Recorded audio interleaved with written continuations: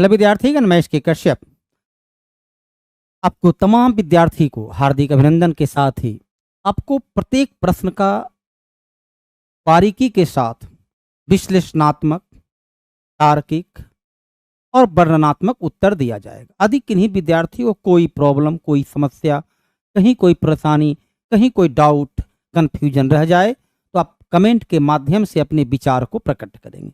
पहला प्रश्न जो है, पंजाब में निम्नलिखित में से कौन सा त्योहार खालसा पंथ, सबसे पहला जो शब्द यहाँ पर आया है वो है आपका खालसा पंथ।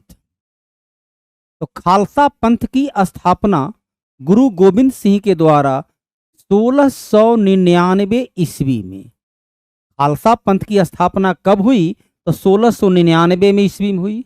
किसने किया? तो गुरु गोविंद सिंह ने किया। कब किया? तो 13 अप्रैल, तारीख यदि देखा जाए तो 13 अप्रैल 1699 को सिख के 10वां गुरु गोविंद सिंह ने खालसा पंथ की स्थापना किया। और इसी उद्देश्य से खालसा पंथ की स्थापना को ध्यान में रखते हुए ही प्रत्येक वर्ष कौन सा पर्व मनाया जाता है? तो बैसाखी।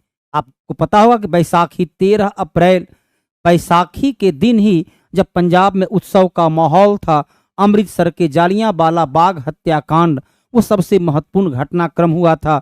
कब हुआ था? 13 अप्रैल 1919। वो बैसाखी का दिन था। बैसाख का महीना होता है और इसमें 379 लोग अंग्रेजों के अनुसार मारे गए। लोहरी जिसे हम लोग बनाते हैं बिहार, उत्तर प्रदेश में मकर संक्रांति, तिल संक्रांत, तो मकर संक्रांति जिस दिन मनाते हैं वही पंजाब में लोहरी व्रत, अर्थात उत्तर भारत के अधिकांश राज्य में जहां हिंदू लोग मकर संक्रांति मनाते हैं, उसी दिन सिख का जो धर्म का त्यौहार है वो है लोहरी। तीज भादो माह में भारतीय महिलाओं के द्वारा मनाया जाने वाला, अपनी पति की लंबी आयु के लिए मनाया जाने वाला यह एक त्यौहार है। और होला मोहल्ला, होली के अगले दिन, होली जो पर्व है अर्थात वर्ष का पहला दिन, तो होली का अगला दिन होली मोहल्ला के नाम से मनाया जाने वाला पंजाबियों का ये एक महत्वपूर्ण पर्व है। उत्तर आपका हुआ बैसाखी। इसे भारतीय शास्त्रीय संगीत में सरोद सम्राट, सरोद एक के बाद यंत्र के, अभी यहां पर देखिए किशन महाराज, ये शास्त्रीय गायक हैं। किशन महाराज जो है ये शास्त्रीय संगीत से जुड़े हुए व्यक्ति हैं। आमिर अली खां, इनका भी संबंध शास्त्रीय संगीत से है। पंडित रविशंकर ये सितार वादक हैं। पंडित रविशंकर और अमजद अली खान सरोद वादक हैं। भारत ही नहीं अंतर्राष्ट्रीय स्तर के ये प्रतिष्ठित सरोद वादक के रूप में अपनी पहचान बनाए हैं। रामकृष्ण मिशन कौन थे? तो कलकत्ता के दक्षिणेश्वर काली मंदिर का पुजारी, कलकत्ता के दक्षिणेश्वर काली मंदिर का पुजारी। स्वामी विवेकानंद के गुरु रामकृष्ण परमहंस ने स्पष्ट रूप से दिया कि जाति धर्म से ऊपर उठकर यदि आप भक्ति करते हैं तो आपको मोक्ष की प्राप्ति होगी। यदि आप निरंतर मानव समाज सेवा में इन्हीं के विचार को जन जन तक फैलाने के लिए,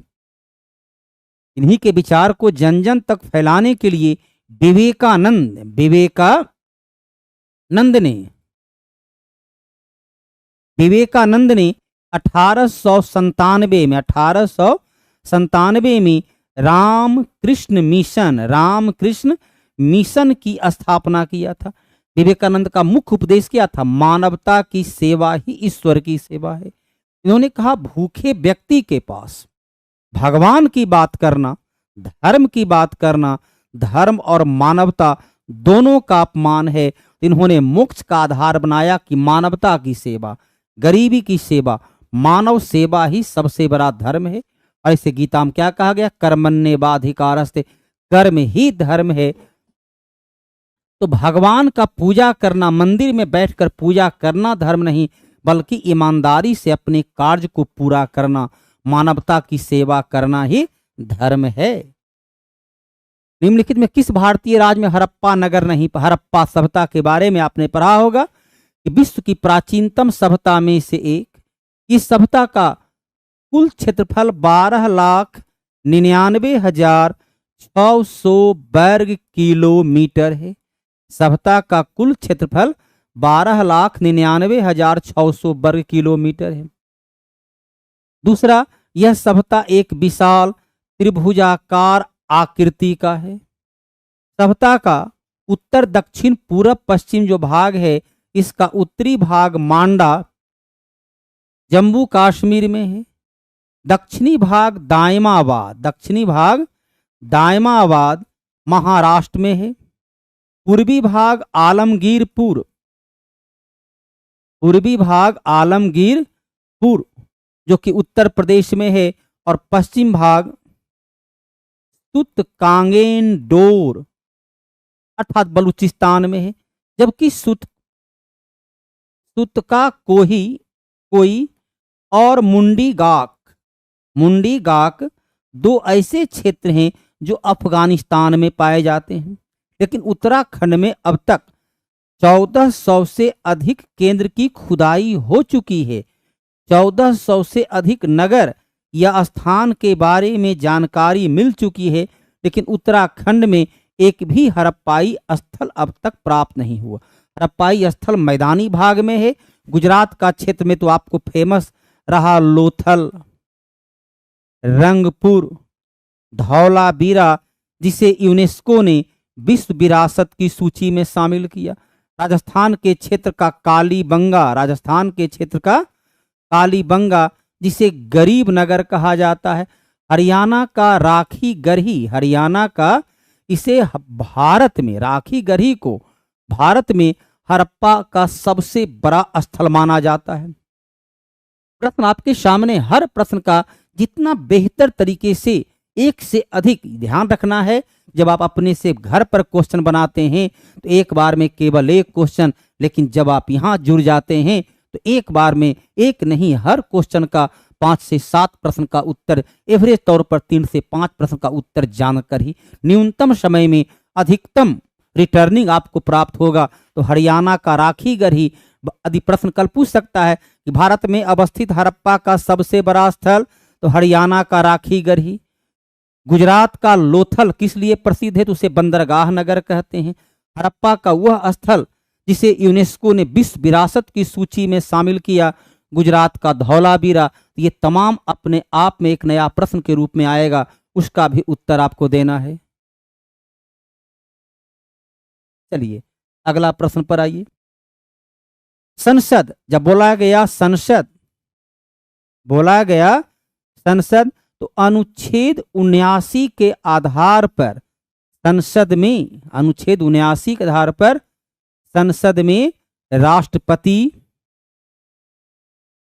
लोकसभा और राज्यसभा तीनों शामिल होता है। तीनों को मिलाकर संसद का गठन होता है।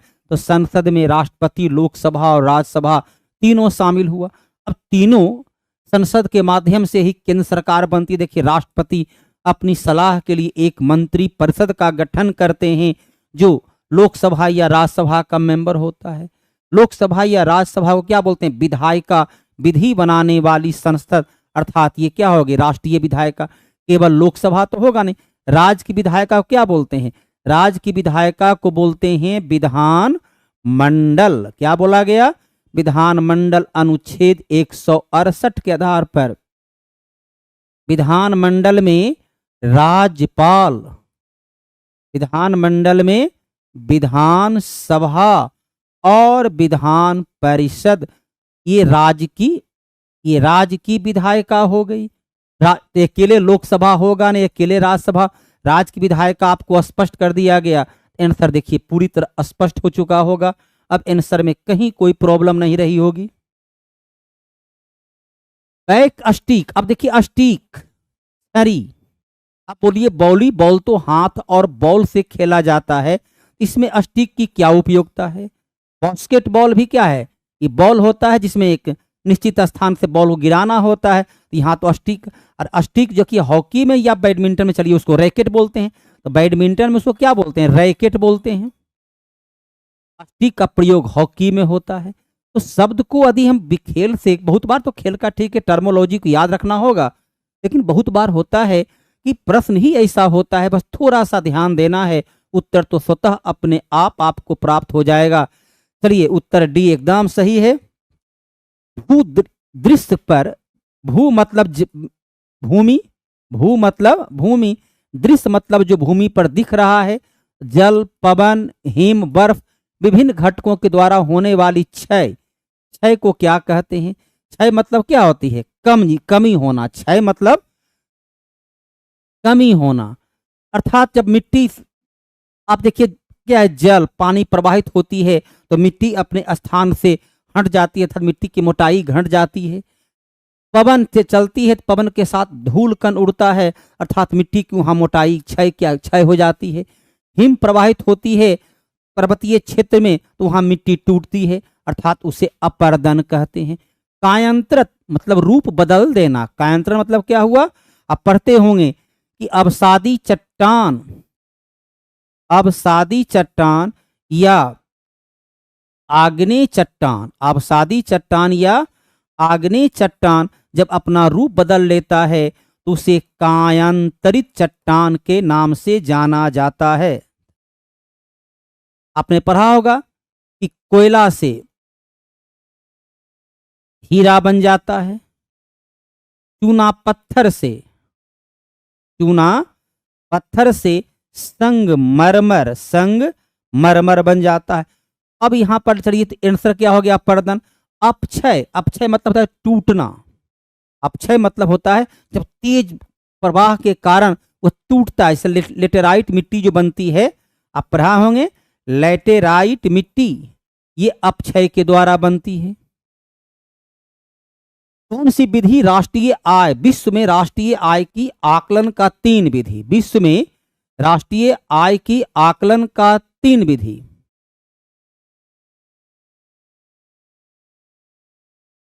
तीन विधि। पहला होता है उत्पाद विधि, जिसे हम लोग जीडीपी, ग्रॉस डोमेस्टिक प्रोडक्ट विधि कहते हैं। एक वित्तीय वर्ष, एक फाइनेंशियल ईयर में देश में कुल कितना उत्पादन हुआ। दूसरा आय विधि, जिसे हम लोग बोलते हैं पर कैपिटा इनकम, प्रति व्यक्ति आय में हमारी कितनी वृद्धि हुई। तीसरा कहते हैं व्यय विधि को C+I, कंजम्पशन प्लस इन्वेस्टमेंट। लेकिन बैंकिंग तो बैंक तो केवल एक सिस्टम बतलाता है, उत्पादन क्या है? ग्रॉस डोमेस्टिक प्रोडक्ट, सकल घरेलू उत्पाद। एक वित्तीय वर्ष में देश की भौगोलिक सीमा के अंदर उत्पादित सभी अंतिम वस्तु, जितना भी प्रोडक्शन हुआ, प्राथमिक क्षेत्र में, द्वितीयक क्षेत्र में, तृतीयक क्षेत्र में, प्राइमरी सेक्टर, सेकेंडरी सेक्टर और टर्शियरी सेक्टर, सभी को कहते हैं देश का जीडीपी। हमारे देश की सीमा के अंदर तो बैंकिंग देखिए केवल क्या हो गया? ये तो एक क्षेत्र हो गया, स्पष्ट है उत्तर ये हो जाएगा। उत्तर चलिए डी आ भी चुका है। नाम यदि दिया जाए तो सुमित, ममता, रंजीत, राजेश, शुभम, ये तमाम का उत्तर सही है। भारत में वायुदूत, चलिए इसमें तो 1981 में इंडिया ने एक राज्य से दूसरे अंतरराज्यीय सेवा के लिए इंटर स्टेट वायु सेवा के लिए वायुदूत एयरलाइंस की 1981 से शुरुआत हुई। स्थल मंडल, स्थल मंडल किसको कहते हैं? भू प्रॉपर्टी प्लस मेंटल, संपूर्ण भू प्रॉपर्टी प्लस मेंटल का ऊपरी भाग को कहते हैं भूपटल अर्थात स्थल मंडल। स्थल मंडल 10 से लेकर 200 किलोमीटर तक की इसकी ऊंचाई होती, इसकी गहराई या इसकी मोटाई होती है। और यहां पर देखिए भू प्रॉपर्टी जो है एवरेज तौर पर ये 6 से लेकर 100 किलोमीटर की मोटाई होती है, उसे बोलते हैं भू प्रॉपर्टी। और 100 से लेकर 2900 किलोमीटर की जो मोटाई होती है उसे बोलते हैं मेंटल। और 2900 से लेकर लगभग 6700 किलोमीटर की जो होती है उसे बोलते हैं कोर। तो ये 3 विभाजन किया गया है। सबसे ऊपरी भाग को बोलते हैं भू प्रॉपर्टी, दूसरा भाग को बोलते हैं मेंटल और तीसरा भाग को बोलते हैं कोर। तो उसमें यही 10 से लेकर 200 किलोमीटर की जो ऊंचाई का है, ये 6 भी लिख सकता है, 6 से लेकर 200 किलोमीटर की ऊंचाई के क्षेत्र को स्थल मंडल के नाम से जाना जाता है। चलिए AKG आपका आंसर बी सही है। इन्हीं विद्यार्थी को कहीं भी कोई प्रॉब्लम दिखे तो आप जरूर कमेंट के माध्यम से अपनी बातों को रखेंगे। यदि हम GNP gross national product, GNP का देखिए परिभाषा ही होता है GNP, पहले GNP बराबर GDP minus X plus M, जहां X क्या है, X है, X को यदि देखा जाए तो X क्या है, X है कि भारत में उत्पादित, जिसका उत्पादन भारत में जिसका उत्पादन हुआ लेकिन वह विदेश चला गया, वह हुआ X। और M क्या है, जिसका उत्पादन विदेश में हुआ और वो भारत चलाया। अब आइए NNP net national product, NNP बराबर GNP माइनस मूल्यह्रास, माइनस मूल्यह्रास, यही इसका फार्मूला है। अब देखिए क्या हो गया, प्रश्न कहता है GNP में से मूल्यह्रास को घटा दें, मूल्यह्रास को घटा दें, तब घटाते हैं तो कौन सी समग्र आय प्राप्त होती है। देखिए NNP नेट नेशनल प्रोडक्ट आपका पूरे फार्मूला पर, ये क्वेश्चन जो है पूर्णतः फार्मूला पर आधारित है। फार्मूला याद रहेगा, बेहिचक बिना किसी प्रॉब्लम के प्रश्न को आप हल कर सकते हो। ये फार्मूला पर आधारित। सकल घरेलू उत्पाद पहले बतला चुके हैं। एक वित्तीय वर्ष में देश की भौगोलिक सीमा, ज्योग्राफिकल बाउंड्री के अंदर देश की भौगोलिक सीमा, अंतिम उत्पाद जितना भी प्रोडक्शन हुआ, प्राइमरी सेकेंडरी टर्सरी सभी को रखते हैं। बाजार मूल्य पर सकल घरेलू उत्पाद, बाजार मूल्य पर सकल घरेलू उत्पाद, सकल घरेलू उत्पाद को जब बाजार मूल्य पर, अर्थात उसमें महंगाई, इन्फ्लेशन इत्यादि को जोड़कर जो कीमत निकालते हैं वो बाजार मूल्य पर होता है। निम्नलिखित में कौन क्रम दिल्ली के वंश के संदर्भ में सही है। चलिए देखिए, दिल्ली के वंश में 800 से लेकर 1200 ईस्वी, 800 से 1200 ईस्वी तक के काल को बोलते हैं राजपूत काल। 800 से 1200 ईस्वी के काल को बोलते हैं राजपूत काल। उसके बाद आइए 1206 से लेकर 1290 तक के काल को बोलते हैं गुलाम वंश। 1290 से लेकर 1320 के काल को बोलते हैं खिलजी वंश।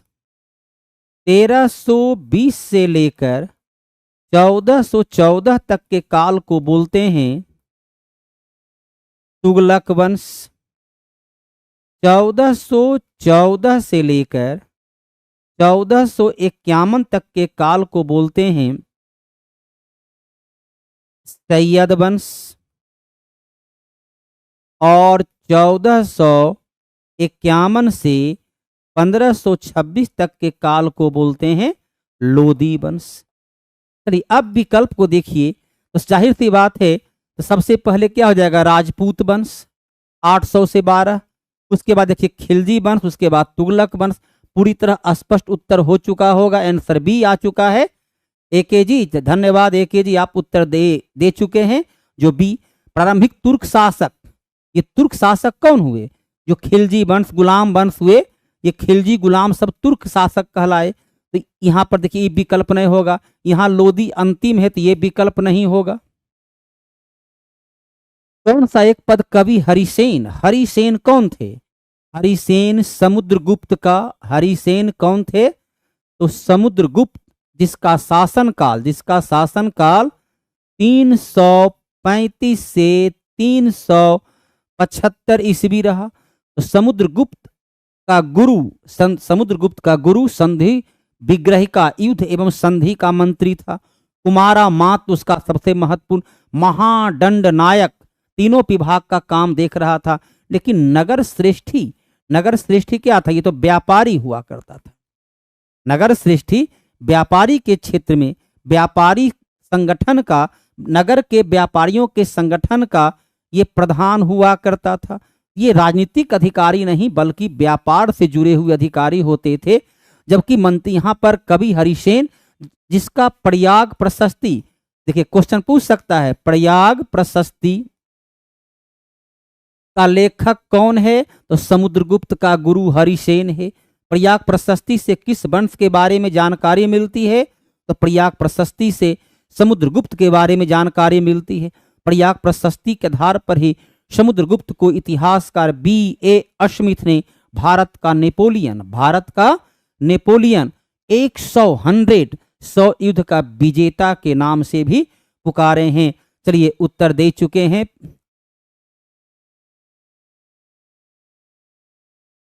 आशु से लेकर बाबू तक उत्तर दे चुके हैं। चलिए आगे हम लोग बढ़ते हैं। अगला प्रश्न है, हिंदुस्तानी शास्त्रीय संगीत के प्रतिपादक गंगूबाई हंगल किराना घराना जो यूपी के करौना, यूपी का एक जगह है करौना, अर्थात यूपी का मुजफ्फराबाद, यूपी का मुजफ्फरनगर, यूपी का मुजफ्फरनगर से जुड़ी हुई है। आपके गंगूबाई हंगल एक प्रख्यात गायिका, हिंदुस्तानी शास्त्रीय संगीत अलग अलग कालखंड के अलग अलग लोगों के द्वारा उसका काफी विकास विस्तार किया गया। भारतीय संगीत में आगरा घराना, ग्वालियर घराना, आगरा घराना के जनक माने जाते हैं तानसेन। 27 का मेरा गलत हो गया। आगरा घराना का जो है तानसेन के जो दामाद हैं वो आगरा घराना से संबंधित हो जाते हैं। संविधान में, चलिए बच्चों के कारखाना आपने पढ़ा होगा। संविधान का अनुच्छेद 24 कहता है, आर्टिकल 24 कहता है कि 14 वर्ष तक के बच्चे को कारखाना, खदान जैसी खतरनाक नौकरी में काम पर नहीं लगाया जा सकता। इसके अलावा बाल श्रम प्रतिषेध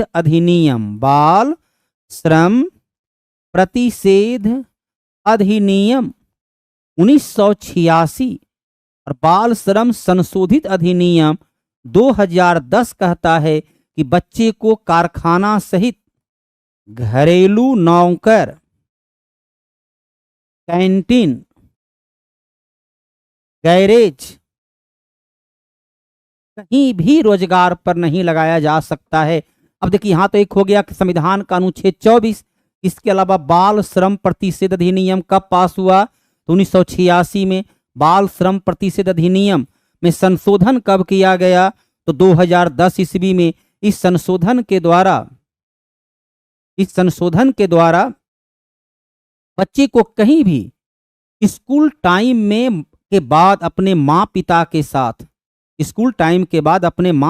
साथ वो घरेलू काम कर सकता है, लेकिन कहीं भी कारखाना से तो उसे काम पर नहीं लगाया जा सकता है।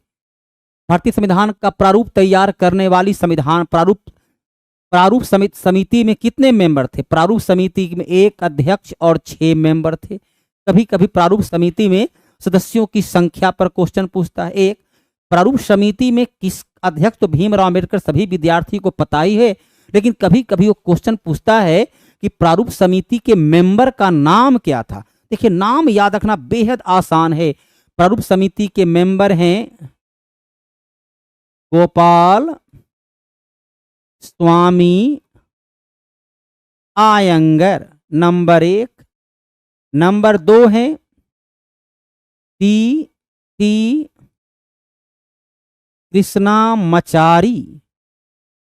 नंबर 3 अल्लादी कृष्णा स्वामी अय्यर, अल्लादी कृष्णा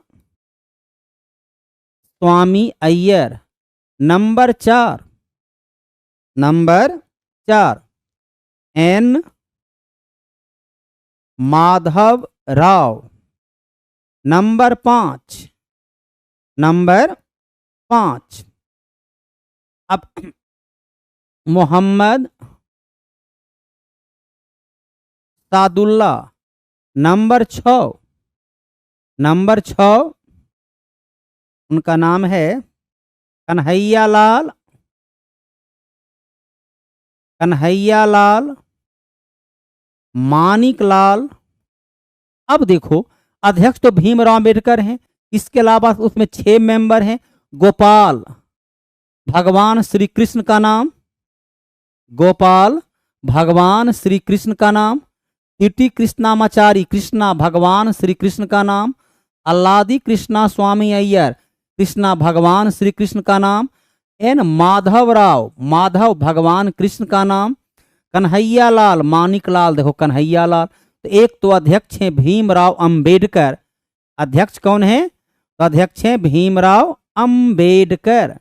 अब देखिए, एक मोहम्मद साहब हैं, एक अंबेडकर, बाकी आप कन्हैया, माधव, कृष्णा, कृष्णा, गोपाल।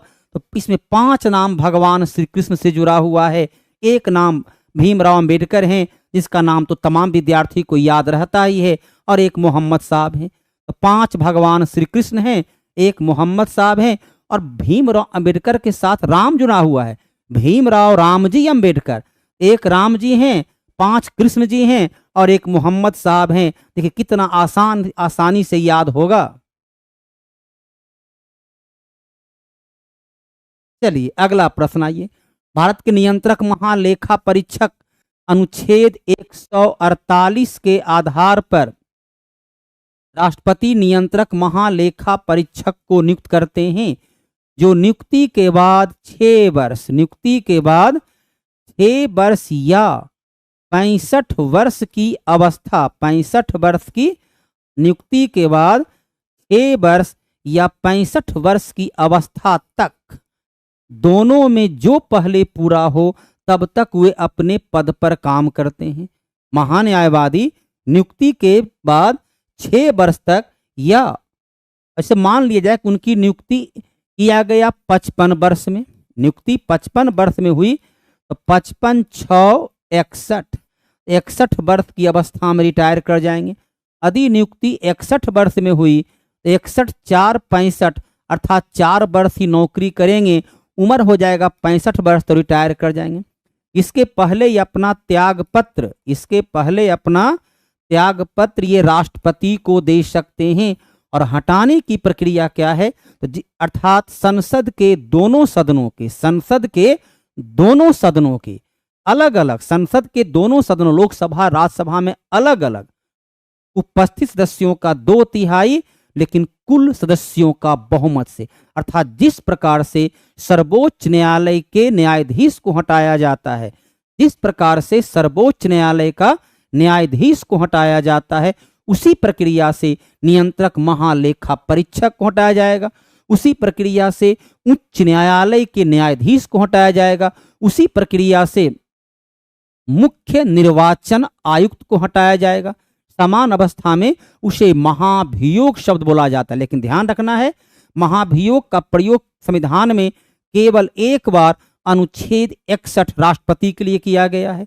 तो जो प्रक्रिया से राष्ट्रपति को हटाते हैं, उसी प्रक्रिया से सर्वोच्च न्यायालय का न्यायाधीश को हटाते हैं, जिस प्रक्रिया से सर्वोच्च न्यायालय के न्यायाधीश को हटाते हैं, उसी प्रक्रिया से नियंत्रक महालेखा परीक्षक को हटाते हैं, और उसी प्रक्रिया से मुख्य निर्वाचन, केवल और केवल मुख्य निर्वाचन आयुक्त को हटाते हैं। चलिए आंसर क्या हो जाएगा? उच्चतम न्यायालय का न्यायाधीश। संघ लोक सेवा आयोग के अध्यक्ष को यदि हटाना है, तो इनके ऊपर लगाए गए आरोप की जांच अनुच्छेद 145 के आधार पर सुप्रीम कोर्ट करेगा, और सुप्रीम कोर्ट का चीफ जस्टिस तथा चीफ जस्टिस ऑफ इंडिया के सिफारिश से इन्हें राष्ट्रपति पद से हटा देंगे। महान्यायवादी यह राष्ट्रपति के प्रसाद पर्यंत, महान्यायवादी राष्ट्रपति के प्रसाद पर्यंत, अर्थात उनकी इच्छा तक, जब तक पद पर बने रहें, राष्ट्रपति जब तक चाहें तब तक रहेंगे, तो इनको हटाने की कोई प्रक्रिया नहीं है। लोकसभा अध्यक्ष को अनुच्छेद 94 94, अनुच्छेद 94 के आधार पर लोकसभा अध्यक्ष को लोकसभा, केवल और केवल लोकसभा, केवल और केवल लोकसभा बहुमत से हटा सकता है। तो चारों को हटाने की प्रक्रिया स्पष्ट हो चुकी है। चलिए अगला प्रश्न आइए, राष्ट्रपति के सिफारिश के बगैर कोई विधेयक जो कर लगाता है, अनुच्छेद 110 में स्पष्ट लिखता है, उस विधेयक को धन विधेयक कहते हैं जिसमें कर से संबंधित प्रावधान हो। संचित निधि कंसोलेटेड फंड, संचित निधि में परिवर्तन से संबंधित प्रावधान हो। आकस्मिक निधि कंटीजेंसी निधि फंड से संबंधित प्रावधान हो। और कौन सा विधेयक धन विधेयक है, यह निर्णय करता है लोकसभा अध्यक्ष। इसके बाद कहता है कि लोकसभा अध्यक्ष के द्वारा प्रमाणित धन विधेयक को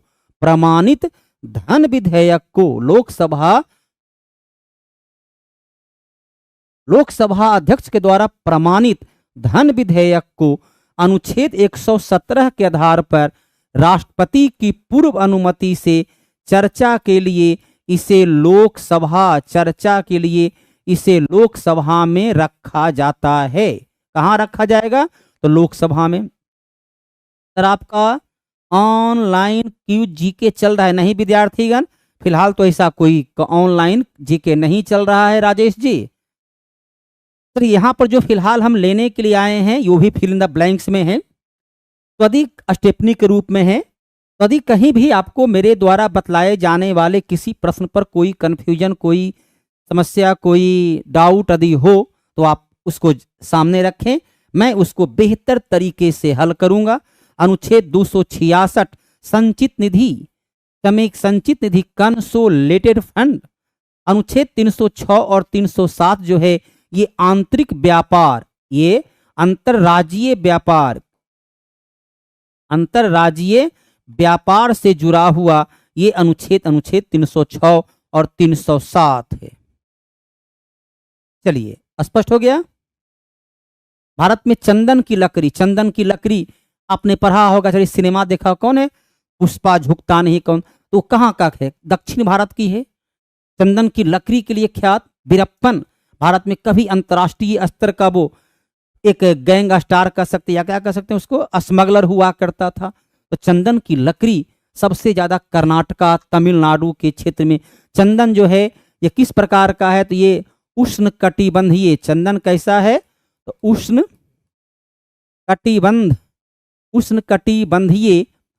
उष्णकटिबंधीय अर्थात पतझर वन का ये उत्पाद है जो तमिलनाडु के क्षेत्र में, कर्नाटका के क्षेत्र में। अब देखिए सोम की पहाड़ी, ये सोम की जो पहाड़ी होती है ये यूपी में है, उत्तर प्रदेश सोनभद्र जिला में है, उत्तर प्रदेश का सोनभद्र जिला में है, ये होगा नहीं। शिवालिक की पहाड़ी, शिवालिक श्रेणी हिमालय का, शिवालिक श्रेणी जो है ये हिमालय का सबसे नवीनतम भाग है, जो कहां से कहां तक? तो सिक्किम से लेकर जम्मू कश्मीर तक ये फैला हुआ है। सतपुरा की पहाड़ी ये मध्य प्रदेश में है, सतपुरा की पहाड़ी ये मध्य प्रदेश के क्षेत्र में है। देखिए एकमात्र पहाड़ को देखिए कि कौन सा पर्वत कहाँ है, बड़े आसानी से कॉन्फिडेंस के साथ उत्तर दे सकते हैं। चलिए हिना जी आपका उत्तर पूर्णतः सही है। किसे स्वर्ग से उत्पन्न सेना नायक, तो एक प्रकार की उपाधि है। अब इसमें देखिए कि स्वर्ग से भारतीय शब्द है स्वर्ग नरक, तो स्वर्ग से उत्पन्न अर्थात भारत में विजय में किसने सर्वाधिक योगदान दिया? फ्रांसीसी डुप्ले, आपको पता होगा कि द्वितीय कर्नाटक युद्ध जो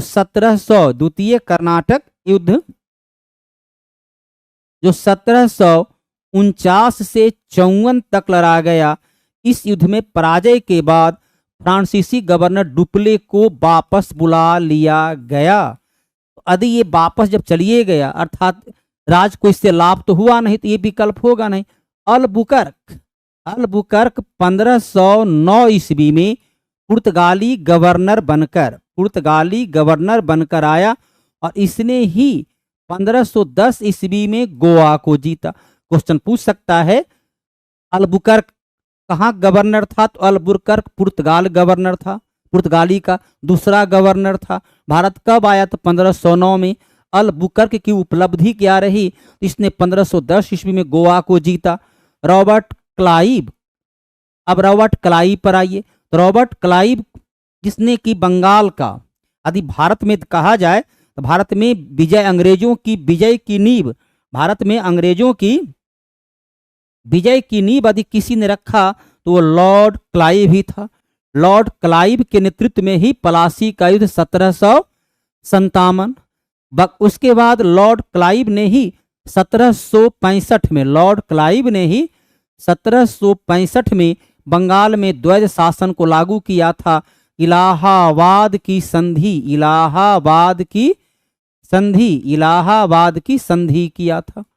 अब देखिए, लॉर्ड कॉर्नवालिस भारत में सफल रहा, लेकिन लॉर्ड कॉर्नवालिस अमेरिका में, जब अमेरिका का, यूएसए का स्वतंत्रता संग्राम चल रहा था, तो उसमें लॉर्ड कॉर्नवालिस ही वहां का गवर्नर था अंग्रेजों का, और पराजित हो गया। ये पराजित हो चुका था।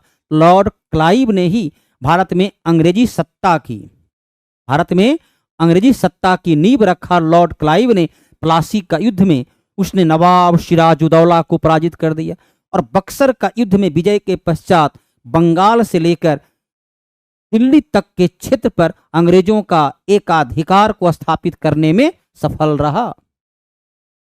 तीनों गोलमेज सम्मेलन, गोलमेज सम्मेलन पहला 1930, दूसरा 1931 और तीसरा 1932। 3 गोलमेज सम्मेलन, तीनों इंग्लैंड में हुआ था।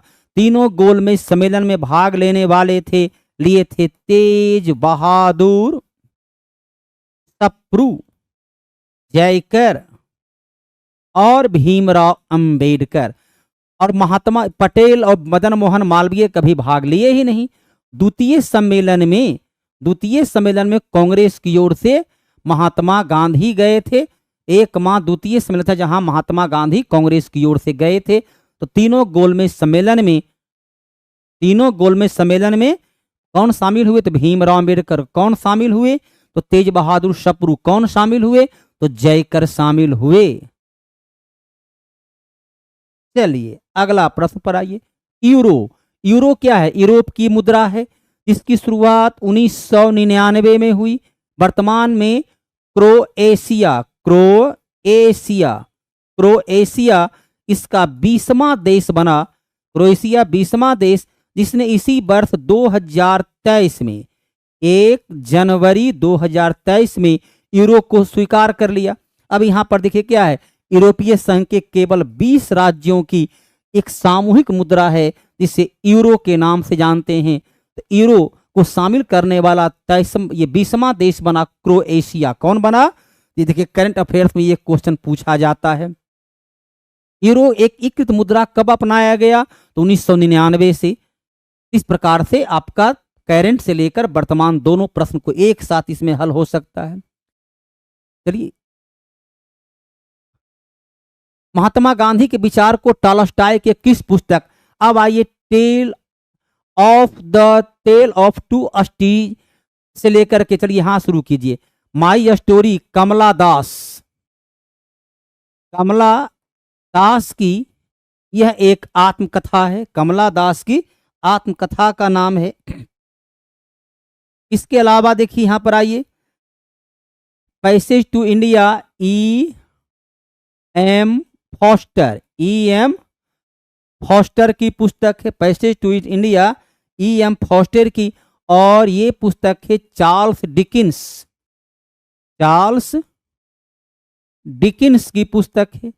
तब पुस्तक पूछ रहा है टॉलस्टॉय का। टॉलस्टॉय कहाँ का था? तो रूस का था। टेल ऑफ टू सिटीज, ये पुस्तक के लेखक चार्ल्स डिकिंस थे। टॉलस्टॉय का पुस्तक है नहीं।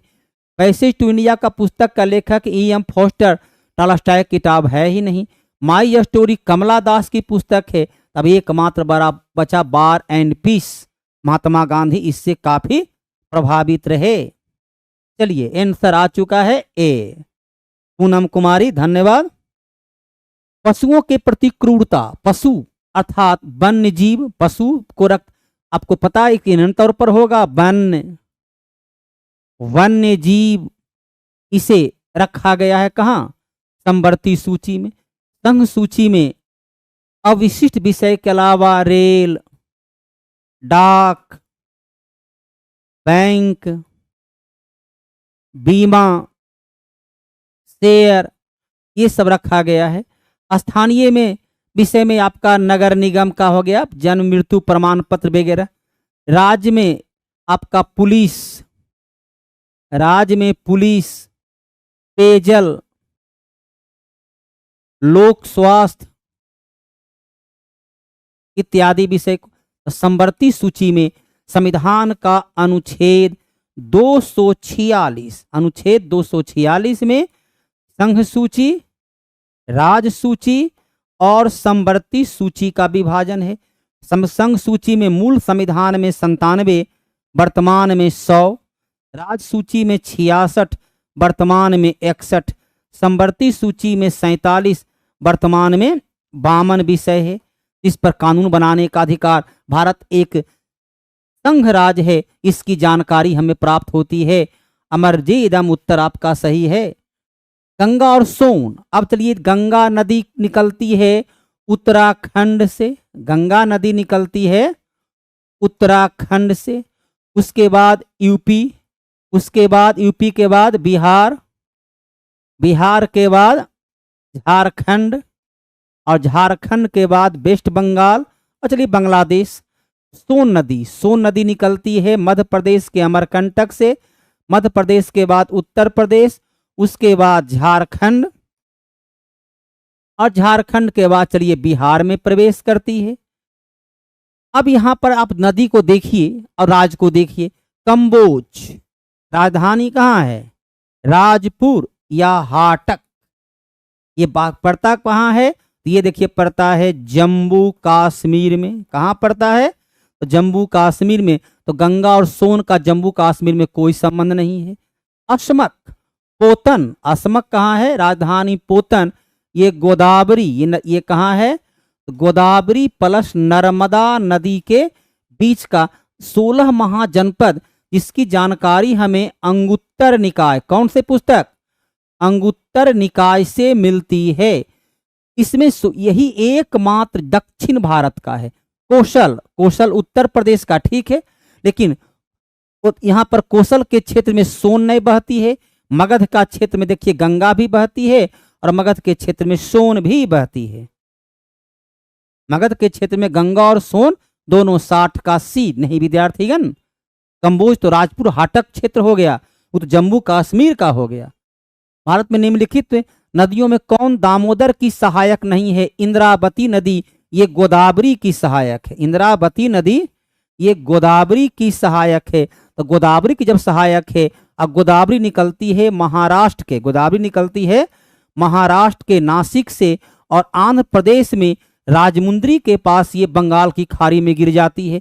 तो और यहाँ दामोदर नदी निकलती है ये झारखंड से, दामोदर नदी निकलती है झारखंड से, और वेस्ट बंगाल होते हुए बंगाली खाड़ी में गिर जाती है।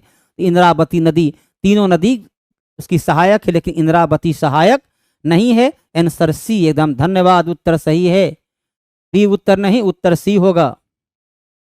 चलिए, कौन सा संविधान का भाग सुमेलित नहीं है, अधिकरण। अधिकरण का उल्लेख संविधान का अनुच्छेद 323 का ए और बी में है।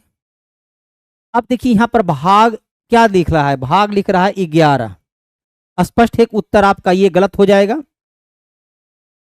उत्तर जो है आपका गलत है।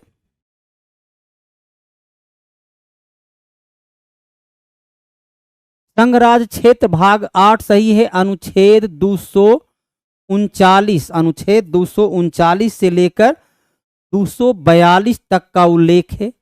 अनुसूचित जनजाति भाग 10 अनुच्छेद 244 और 244 ए में उल्लिखित है। अधिकरण 323 में है, जबकि ये भाग 11 दे रहा है। अब भाग 11 में वास्तव में है क्या, यदि देखा जाए तो भाग 11 का जो क्षेत्र है, भाग 11 में क्या आता है, 245 से 263, 245 से 263, अर्थात इसे बोलते हैं केंद्र राज्य संबंध। केंद्र राज्य संबंध का ये क्षेत्र है। भाग राजभाषा ये अनुच्छेद 343 से 351 में है। तो अधिकरण भाग 11 में नहीं, बल्कि ये 14A का भाग है। 14A का भाग है, अर्थात आंसर आपका क्या हो जाएगा? सी, 71 का सी। चलिए फिर आगे है अनुच्छेद 324 निर्वाचन आयोग।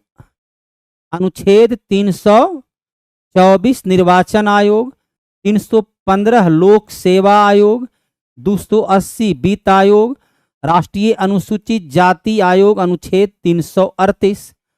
कहता है कि चलिए सुमेलित कीजिए। अब चलिए नीचे में सुमेलित करने वाला है, मिला लीजिए। आप स्पष्ट रूप से कर दिया गया।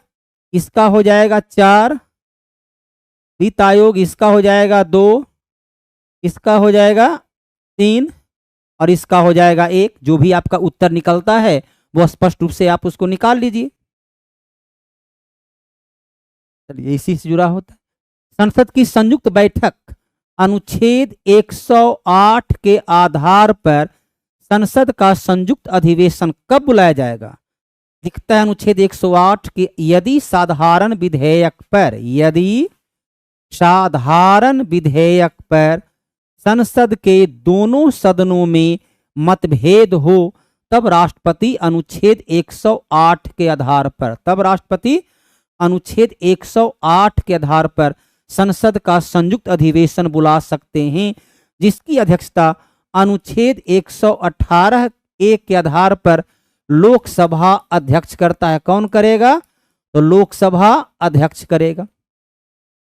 अनुच्छेद कुछ दशाओं में संसद की दोनों सदनों की संयुक्त बैठक का प्रावधान करती है। चलिए, दोनों सदनों की संयुक्त बैठक की अध्यक्षता स्पीकर अनुच्छेद 118 के आधार पर, ये तो पूर्णतः सही है, लेकिन वो कौन सी दशा है? कुछ दशा स्पष्ट किया नहीं, इसलिए विकल्प जो है उत्तर बी, तो एक तो सही है ही, एक तो हम केवल ये कर नहीं सकते हैं, दोनों ये भी उत्तर हो नहीं सकता है। तो बी और सी में सबसे बेहतर उत्तर बी ही है, क्योंकि कुछ दशा अनुच्छेद का इसने उल्लेख किया ही नहीं। कौन सी दशा? वित्त विधेयक पर बुलाया नहीं जाएगा, तो दशा का प्रयोग किया, कुछ दशा में ना अनुच्छेद का प्रयोग है, इसलिए उत्तर जो है बी ही सबसे ज्यादा सटीक उत्तर है। प्राचीन काल में भारत पर आक्रमणों के संबंध में देखिए, भारत पर पहला आक्रमणकारी था ईरान का हखमनी वंशीय, ईरान का हखमनी वंश का शासक दारा प्रथम भारत पर प्रथम विदेशी आक्रमण है। दूसरा है यूनानी, दूसरा आक्रमण है यूनानी अर्थात सिकंदर।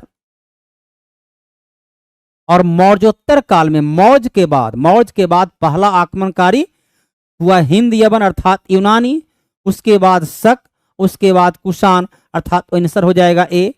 शक यहां गलत हो जाएगा। मौर्योत्तर काल में भारत पर 4 आक्रमण हुए, यूनानी के बाद शक के बाद पार्थियन और तब कुषाण। तो दिया गया विकल्प के आधार पर आंसर ए होगा। चलिए सभी का उत्तर सही है। मिलिंद पन्हो कौन था? ये हिंद यवन का राजा था। हिंद यवन अर्थात जो अभी आप पिछला क्वेश्चन में यूनानी देखे उसी से जुड़ा हुआ था। इसने बौद्ध धर्म को, इसने कौन सा धर्म को अपना लिया?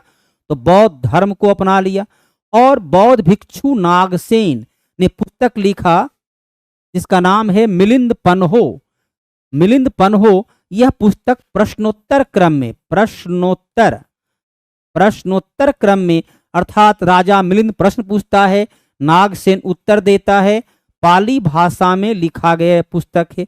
नागार्जुन जिन्हें भारत का आइंस्टीन कहते हैं, इनकी पुस्तक है माध्यमिका सूत्र। और क्या है? प्रज्ञा पारमिता। नागभट्ट राजा है और कुमारिल भट्ट विद्वान में आते हैं। त्रिक संहिता ये राजा कनिष्क कुषाण वंश का शासक राजा कनिष्क के दरबार में रहने वाला, जिसमें 120 अध्याय और 8 खंड है। चरक संहिता को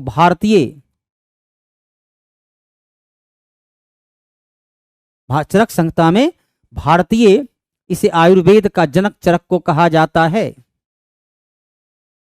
निम्नलिखित में कौन हड़प्पा संस्कृति की पूर्वी सीमांत, मैंने देखिए आपको उत्तर दिया था, तो हड़प्पा सभ्यता का सबसे पूर्वी भाग, हड़प्पा सभ्यता का सबसे उत्तर भाग, हड़प्पा और मोहनजोदड़ो को सभ्यता की जुड़वा राजधानी, राखी गढ़ी को हड़प्पा का भारत में हड़प्पा का सबसे बड़ा नगर, उत्तर दक्षिण पूर्व पश्चिम में उत्तर मांडा, आलमगीरपुर, टाइमाबाद और बलूचिस्तान। चलिए, कभी कभी नदी भी पूछता है। यहां पर देखो हो गया चिनाब नदी, कौन नदी? चिनाब नदी। यहां पर है कौन नदी? हिंडन नदी। यहां पर है प्रवरा नदी, और यहां पर है दासक नदी। तो कभी कभी नदी पर भी क्वेश्चन पूछता है। ये जो है आपका जम्मू कश्मीर के क्षेत्र में पड़ता है।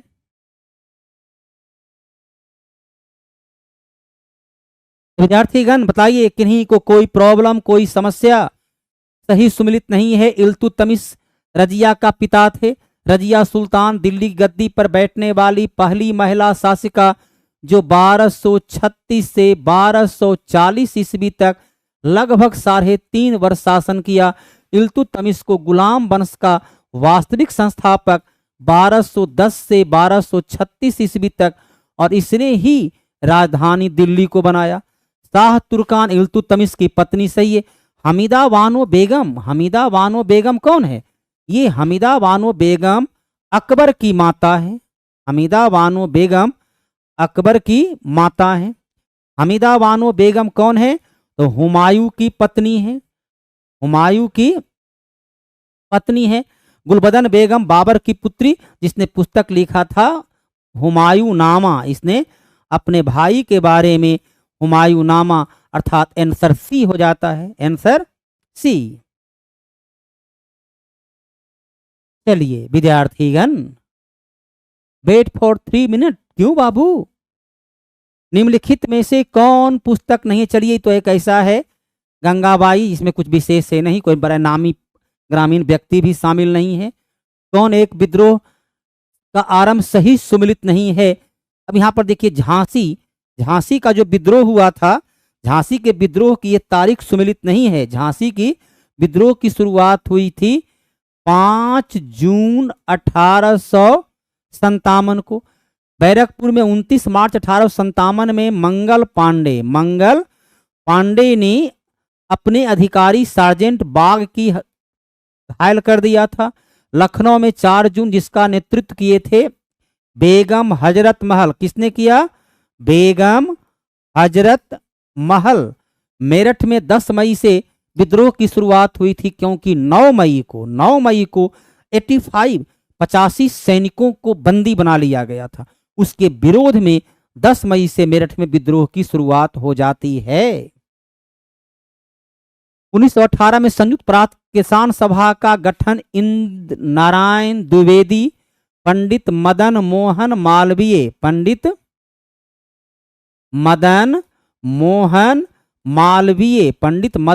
मालवीय, इंद्र नारायण द्विवेदी के द्वारा किया गया।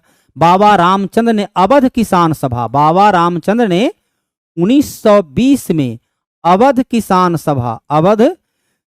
सभा, स्वामी सहजानंद ने 1936 में अखिल भारतीय किसान सभा, और पंडित जवाहरलाल नेहरू देश के पहले प्रधानमंत्री। आंसर भी सही है। निम्नलिखित में कौन सा संगठन दिल्ली में वायसराय लॉर्ड हार्डिंग पर बम फेंका गया था दिसंबर 1912 में? और इस बम कांड के आरोप में कई व्यक्ति को फांसी की सजा दी गई थी। बम कांड के आरोप में कई व्यक्ति को फांसी की सजा दी गई थी। कौन कौन थे, नाम याद रखिएगा, कई बार क्वेश्चन पूछता है। अमीर चंद्र पहला व्यक्ति थे जिन्हें फांसी दी गई। दूसरा है बाल मुकुंद, दूसरा है बाल मुकुंद, इन्हें भी फांसी दी गई थी। तीसरा व्यक्ति जो शामिल हैं अवध बिहारी, अवध बिहारी, इन्हें भी फांसी दी गई। और चौथा व्यक्ति हैं Basant Kumar.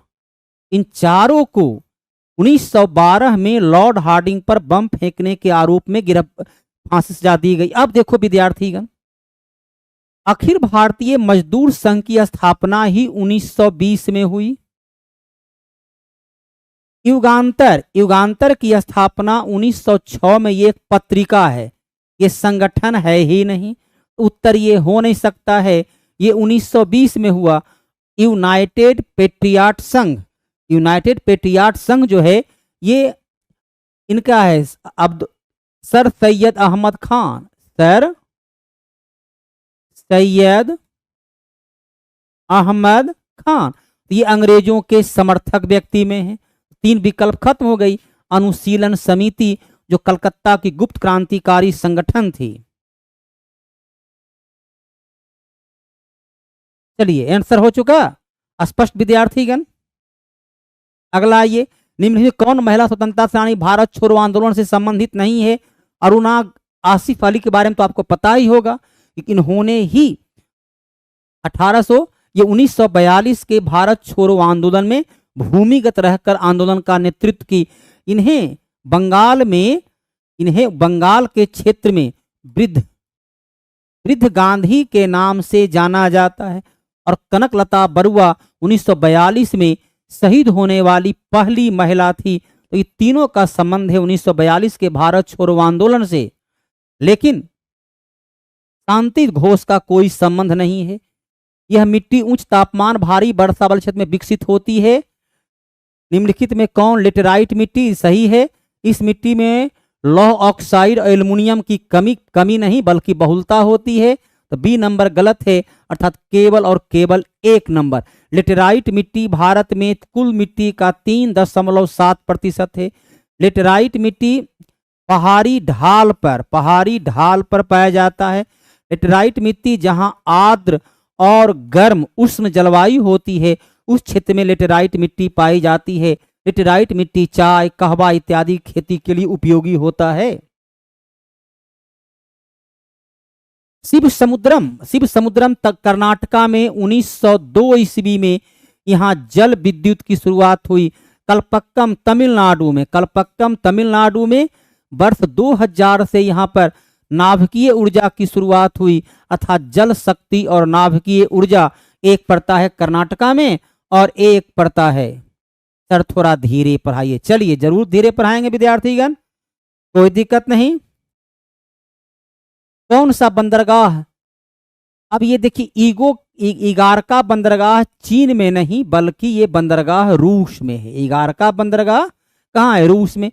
Jakarta Indonesia, Montevideo Uruguay, Rotterdam Netherlands, तीनों सही है।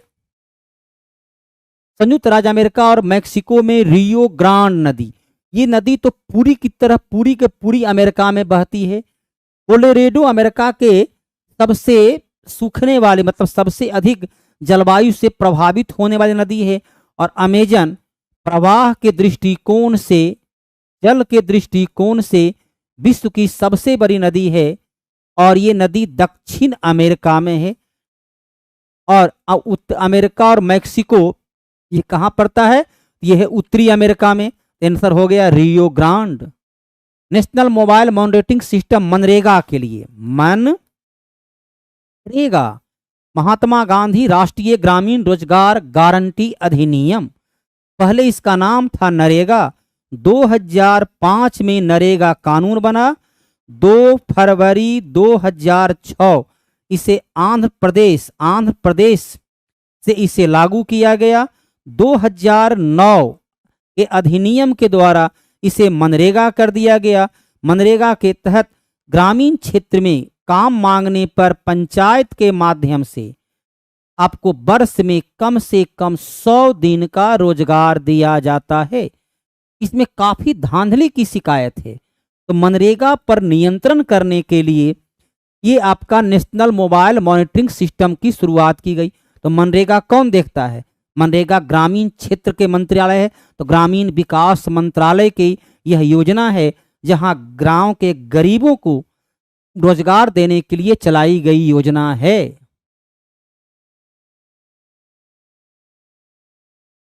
चलिए अगला प्रश्न है, किस भारतीय अमेरिकी को मार्टिन लूथर किंग, चलिए कृष्ण बबी लीला लाला को मिला है, भारतीय मूल के अमेरिकी नागरिक हैं। पुरुष हॉकी 2023 जो कि आपके भुवनेश्वर भारत के भुवनेश्वर में खेला गया था।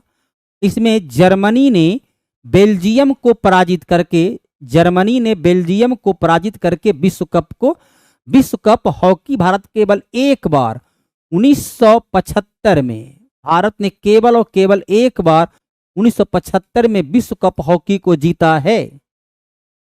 12वां विश्व हिंदी सम्मेलन फिजी में और पहला हिंदी सम्मेलन 1975 भारत के नागपुर में आयोजित किया गया। इस हिंदी सम्मेलन का आयोजन भारत सरकार के द्वारा की जाती है। तो 12वां हिंदी सम्मेलन फिजी में जो प्रशांत महासागर का एक द्वीप है। 8 मार्च 2023 को किस अभियान थीम के साथ अंतर्राष्ट्रीय महिला दिवस मनाया गया? विद्यार्थीगण इसमें एक भी विकल्प सही नहीं है। अंतर्राष्ट्रीय महिला दिवस का जो थीम था वो थीम है टेक्नोलॉजी फॉर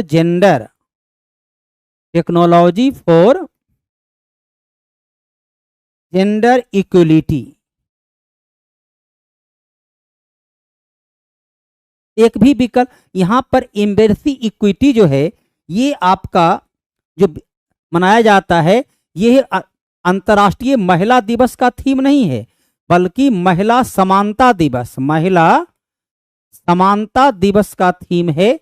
यहाँ पर ये क्वेश्चन गलत हो जाता है, ऐसे उत्तर ये दिया हुआ है। तो अंतर्राष्ट्रीय महिला समानता दिवस जो प्रत्येक वर्ष 26 अगस्त को मनाया जाता है, उसका है अंतर्राष्ट्रीय महिला दिवस का थीम था टेक्नोलॉजी फॉर जेंडर इक्वलिटी। तो यहाँ प्रश्न जो है थोड़ा सा सुधार लीजिएगा। राज्य में कंबम, देखिए कंबन रामायण आपने यकीनन तौर पर देखा होगा, तो तमिलनाडु का है। जीआई टैग शुरुआत कब से हुई? 1999 जीआई टैग अधिनियम एक्ट पारित हुआ। 2004 में सबसे पहली बार दार्जिलिंग चाय को जीआई टैग प्राप्त हुआ। बिहार के क्षेत्र में भी देखिए भागलपुर का जर्दालू आम,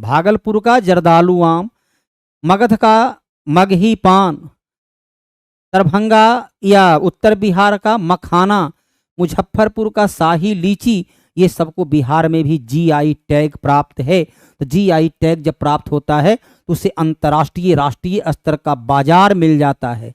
आंसर हो गया। विद्यार्थीगण यहाँ पर प्रश्न का सेट समाप्त होता है। ये बतलाइए किन्हीं विद्यार्थी को कोई प्रॉब्लम, कोई समस्या, कहीं डाउट, कोई कंफ्यूजन? मैंने हर प्रश्न का जितना संभव हो सकता था उससे जुड़ा हुआ अदर प्रश्न जो बन सकता था, अदर प्रश्न जो पूछा जा सकता था, मैंने प्रयास किया कि आपको हर एक प्रश्न पर न्यूनतम 3 से 5 प्रश्न का उत्तर देने में सक्षम बनाया जा सके, आपको उचित मार्गदर्शन किया जा सके। तो मैंने विश्लेषणात्मक वर्णनात्मक तरीके से प्रश्न का उत्तर देने का प्रयत्न किया। कितनी सफलता मिली ये तो आप बताएंगे। क्या हालचाल बुआ, ठीक ठाक? चलिए अब थोड़ा सा इस क्वेश्चन को बताने का प्रयास करेंगे। इस क्वेश्चन का आंसर क्या होगा? कौन बच्चे बताएंगे इस क्वेश्चन का आंसर क्या होगा? बोला जा रहा है, सुनने का प्रयास करेंगे। बोला जा रहा है कि एक व्यापारी के पास क्या है, के पास एक वजन तराजू है जो 1 किलोग्राम के लिए 1300 ग्राम दिखाता है। वह आगे अपने क्रय मूल्य में 15% की वृद्धि करता है, शुद्ध लाभ प्रतिशत ज्ञात करें। इसका कहने का क्या अर्थ हुआ, समझने का प्रयास करेंगे कि एक तराजू है और वो तराजू क्या करता है कि 1 केजी के बदले में, वो 1 केजी के बदले में 1300 ग्राम वजन को दिखाता है। कितना दिखाता है, तो 1300 वजन को दिखाता है। तो सुनोगे, ध्यान दोगे, तो इसमें बनाने का तरीका क्या है कि 1000 ग्राम का दाम, हमेशा 1000 ग्राम का दाम जो है हम क्या मानेंगे, 1000 ग्राम का दाम 1000 रुपया मानेंगे। ये सीपी होता, 1000 ग्राम का दाम क्या मानेंगे, 1000 रुपया। ठीक है, लेकिन उसने 1000 ग्राम नहीं, वो 1300 ग्राम मूल्य को रख रहा है। कितना तोल रहा है बुआ, 1300 ग्राम। तो 1000 ग्राम का दाम 1000 रुपया, तो 1300 ग्राम अगर तोलेगा तो बताओगे 1300 ग्राम का दाम 1300 रुपया होगा। ठीक है, 1300 रुपया होगा। अब बोल रहा है वो 15% की वृद्धि करता है मूल्य में, क्रय मूल्य, वो उसे क्रय मूल्य 1300 रुपया लगेगा और उसमें वो जो क्या करता है कि 15% का वृद्धि करता है। 15% का फ्रैक्शन मान होता है 3/20। 20 में 3 का वृद्धि करता था, कितना, 27/20 रुपया लेता है, 27/20 लेता है। इसको काट देंगे तो वृद्धि होकर क्या हो जाएगा, ये कटेगा तो 6 दूनी 12, 5, 23 गुना 5 कर 65 करेंगे तो ये कितना रुपया आ जाता है, कितना रुपया में वस्तु को बेचा जा रहा है। देखोगे 5 तिया 15 का 5 बाकी हाथ में 1 6 तिया 18, 5 दूनी 10 से 10 और 18 28, 28 और 1 29 के 9 बाकी हाथ में 2, 6 दूनी 12, 12 और 2 14, 1495 रुपए में बेचा जा रहा है। 1000 रुपए का वस्तु 1495 में बेचा जा रहा है। तो आप मुझे बताओ कितना का प्रॉफिट हुआ सर, 495 का प्रॉफिट हुआ। कहां से, तो 1000 से। और परसेंटेज लगाने के लिए क्या करेंगे, तो 100 से गुना करेंगे। बताओ, 00 से 00 कट गया तो ये क्या हो जाएगा, 4 9 1 अंक के बाद दशमलव 49.5% की प्रॉफिट होगी। बी नंबर, ऑप्शन बी हो जाएगा। क्या हो जाएगा, ऑप्शन बी हो जाएगा, ऑप्शन बी हो जाएगा।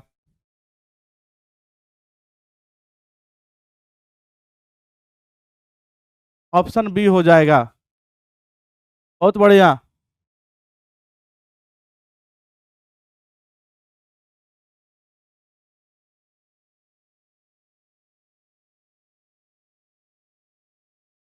चलिए आगे बढ़ते हैं।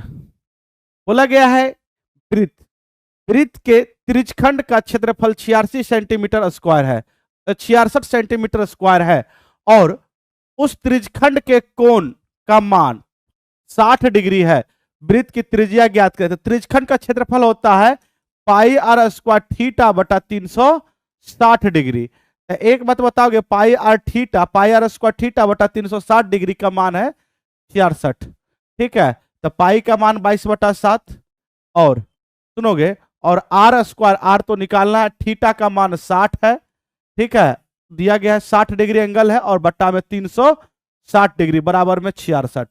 तो ये 0 से 0 कटेगा, 6 से कटेगा 6 बार में 22 या 66 और ये उधर जाके गुना हो जाएगा 6 या 18, आर स्क्वायर बराबर 6 या 18 गुना 7।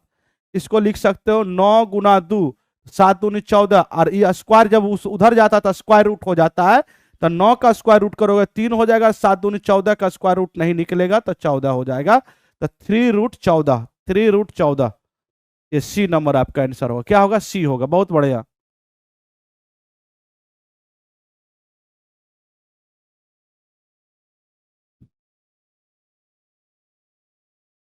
क्या इसमें कोई दिक्कत है, बताओगे? C number.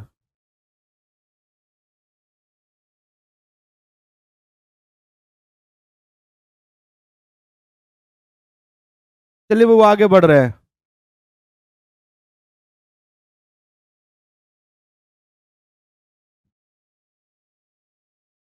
इसे बताएंगे वह निकटतम संख्या जो इतना से बड़ी और 765 से पूर्णतः विभाज्य है वह ज्ञात कीजिए।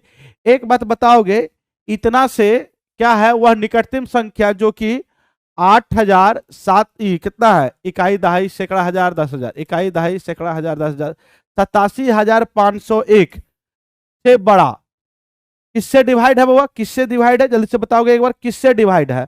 तो सर जी डिवाइड करना चाह रहा है वो 7,765 से। तो एक बात बताओगे क्या इसमें 5 है? तो है सर। तो वही डिवाइड होगा जिसके अंत में 5 हो, जो 5 को विभाजित कर दे।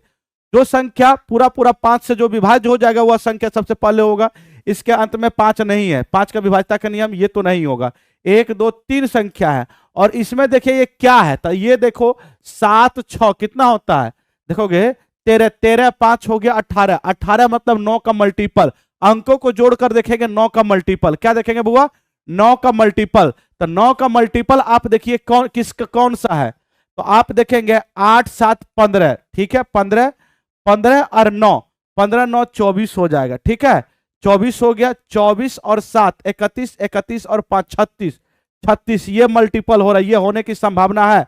ऑप्शन ए देख लेते हैं, ऑप्शन ए हो रहा है, हाँ ऑप्शन ए में आ गया 9 का मल्टीपल, ये हो सकता है। ये देखोगे 8 8 16, ठीक है, 16 9 25, 25 7 32, 32 5 37, ये नहीं होगा, सी नहीं होगा, ये तो पहले ही कट गया था। इसको देखोगे 7 7 8 7 15, पहले देख लो 7 14 14 14 7 21, 21 और 5 26, 26 और 8 कितना हो रहा है? 26 8 34, नहीं ये भी नहीं होगा, यही ए हो जाएगा। आंसर हमारा ए होगा, आंसर हमारा ए होगा, ए ही होगा जी, बहुत बढ़िया बुआ, ए ही होगा। क्या होगा? ए होगा। हम उसको ट्राई करके देखेंगे। सबसे पहले तो हम भाग देकर, ये 5 है अंतिम में जिससे भाग दिया रहा, ये 5 का मल्टीपल लग रहा है, तो आप ऑप्शन में देखिए वही होगा संख्या, क्योंकि पूरा पूरा विभाजित करना है, तो जो 5 का मल्टीपल होगा वही होगा। तो सबसे पहले अंतिम में देखेंगे, 5 का विभाजिता का नियम होता है अंतिम में 0 या 5 हो, ठीक है। और ये देख रहे कि 9 से भी विभाजित हो रहा था, ये जिसको जिसको विभाजित करेगा वो भी 9 से विभाजित होना चाहिए, क्योंकि इसका देख रहे तो 18 आ रहा अंकों का जोड़, 18 आ रहा अंकों का जोड़ मतलब 9 से विभाजित है, तो 9 से विभाजित करने के लिए देख लीजिए एक ही को यही संख्या है। चलिए 45 होगा, ये बताएंगे, ये बताने का प्रयास करेंगे।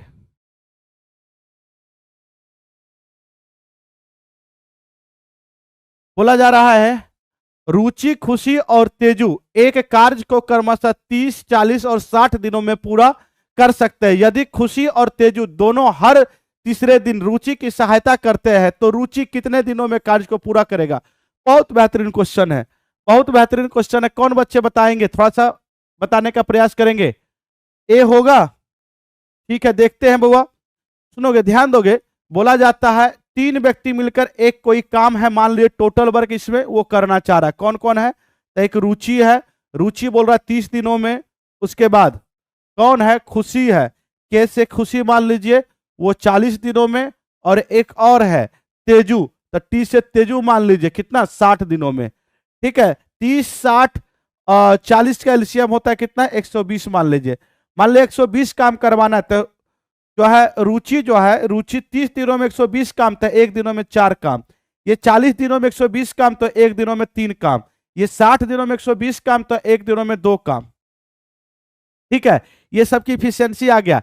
क्वेश्चन के अनुसार बोल रहा है कि यदि खुशी और तेजू दोनों हर तीसरे दिन रुचि को सहायता करे, मतलब रुचि पहले 2 दिन अपने मन से काम करेगा, फर्स्ट और सेकेंड डे 2 दिन से, तो एक दिन में 4 काम, तो 2 दिन में 4 दूनी 8 काम रुचि करेगा।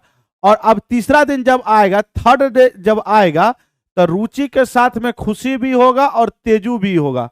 तो बताओगे रुचि 3 काम करेगा, रुचि 4 काम करेगा, खुशी 3 काम और तेजू 2 काम, 4 3 7 2 9 के स्पीड से काम होगा। तो बता दोगे हमेशा यही कर्म चलेगा, यही साइकिल चलेगा, हमेशा इसी तरीके से चलते रहेगा। बताओगे ये 2 और 1 3 दिन बीत गया, तो 3 दिनों में बताओगे कितना काम हुआ? तो 8 और 9 17 काम हो रहा है। तो एक बात बताओगे 17 काम, हर एक 3 दिन में 17 काम होगा, तो 120 काम तक पहुंचने के लिए देखोगे 17 में कितना से गुना कर दे ताकि 120 पहुंच जाए। तो 17 कितना, 17 7 19 से 17 7 से गुना करें, 17 7 19 से 119 हो जाएगा।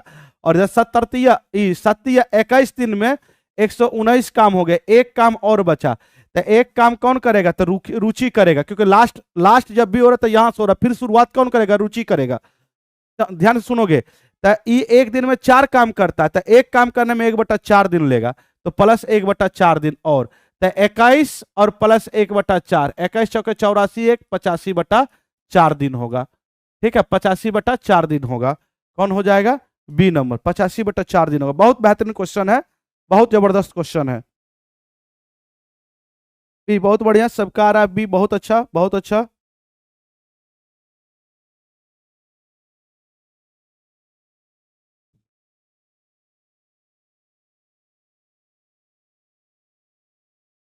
वेरी गुड, बहुत अच्छा बुआ।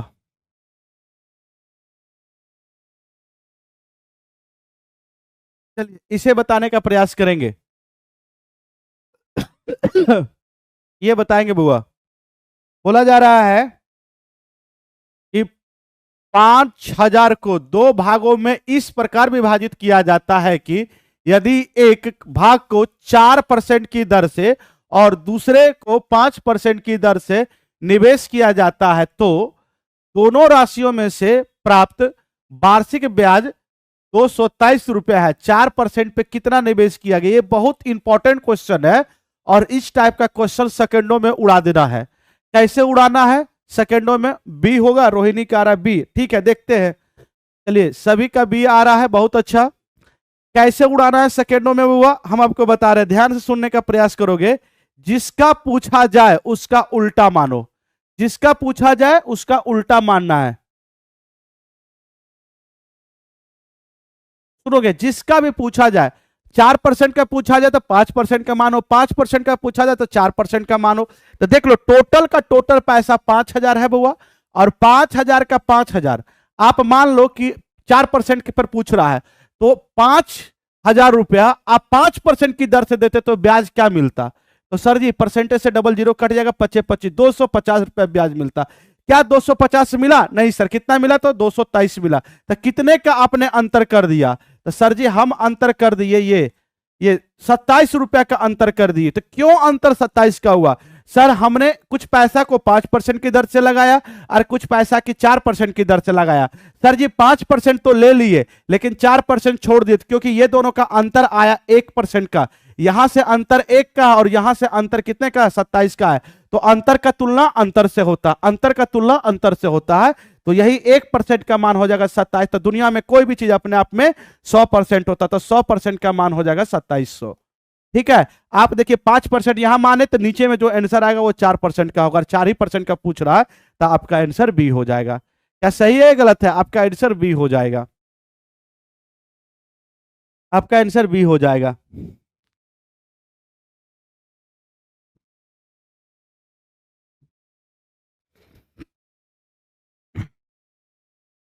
चलिए आगे बढ़ते हैं।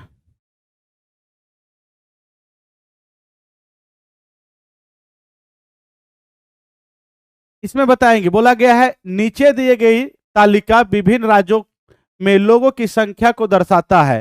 तो अब बताना है कि राज्य सी में लोगों की संख्या, राज्य ई में लोगों की संख्या का अनुपात क्या है, सी में कितना है?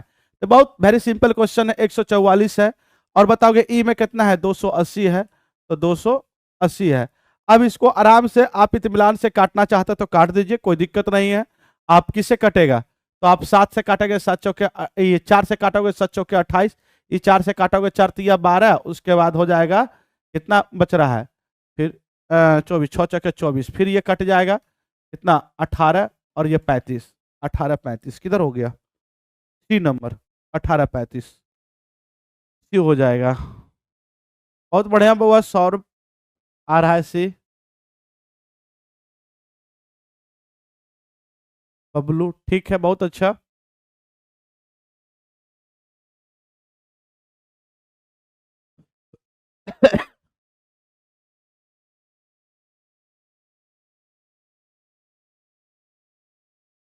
ये बताएंगे, ये भी अच्छा क्वेश्चन है। बोला जा रहा है सेक्शन सी के कितने प्रतिशत छात्र विज्ञान में उत्तीर्ण हुए लेकिन गणित में अनुत्तीर्ण रहे हैं? तो सेक्शन सी में विज्ञान में उत्तीर्ण लेकिन गणित में अनुत्तीर्ण, तो सेक्शन सी में चले जाइए 8 विद्यार्थी है। कितना विद्यार्थी है? 8 विद्यार्थी है, तो 8 विद्यार्थी है कितना में से, तो 18, 10, 28, 28 और 8 कितना हो जाएगा, 36, 36 और ये 56 कितना हो जाएगा, 6, 6, 12 और 5, 3, 8, 9, 92 में, 92 से टोटल स्टूडेंट में 8 ऐसे हैं जो कि केवल का केवल विज्ञान में उत्तीर्ण है लेकिन गणित में फेल है, और परसेंटेज लगाने के लिए 100 से गुना करते हैं।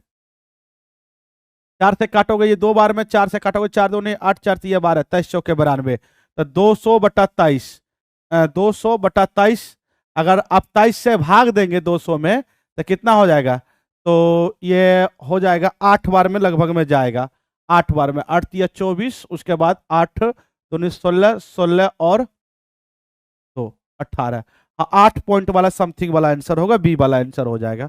कौन होगा, बी वाला होगा, बी वाला हो जाएगा।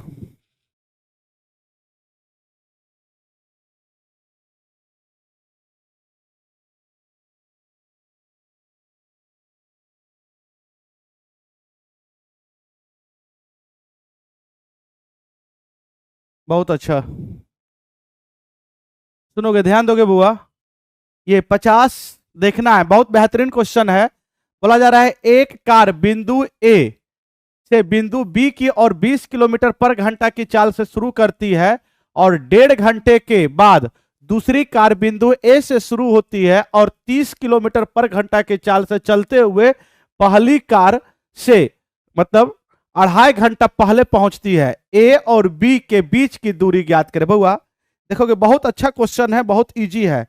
ये पॉइंट ए है, ए से एक कार निकली है, एक कार निकली है जो कि 20 किलोमीटर पर घंटा से, कितना से, 20 किलोमीटर पर घंटा से एक कार निकली है, और ठीक इसके 1.5 घंटे के बाद फिर इसी पॉइंट से ए से 30 किलोमीटर पर घंटा की चाल से एक कार निकली है, और ये कार 1.5 घंटा बाद निकली है, और इस कार से 20 किलोमीटर पहले वाले कार से उससे 2.5 घंटा पहले ही पहुंच जाती है, तो मतलब टोटल इसका समय 2.5 घंटा, टोटल 4 घंटा पहले, मतलब ये दोनों का समय का अंतर 4 घंटा है, मतलब ये 4 घंटा पहले पहुंच जाती है, ये 4 घंटा बाद भी चलेगी ना, तो ये दोनों साथ में चलेगी। अगर इस टाइप का क्वेश्चन रहे तो दोनों का टाइम का अंतर कितना है, 2 चाल रहे, ध्यान समझोगे, 2 चाल रहे, दोनों चाल का जो दोनों चाल दिया रहे, ठीक है, और उसके बाद समय का अंतर रहे, यदि समय का अंतर दिया रहे तो दूरी बराबर में, सुनोगे ध्यान से समझने का प्रयास करोगे, अगर दोनों चाल रहे दिया रहे,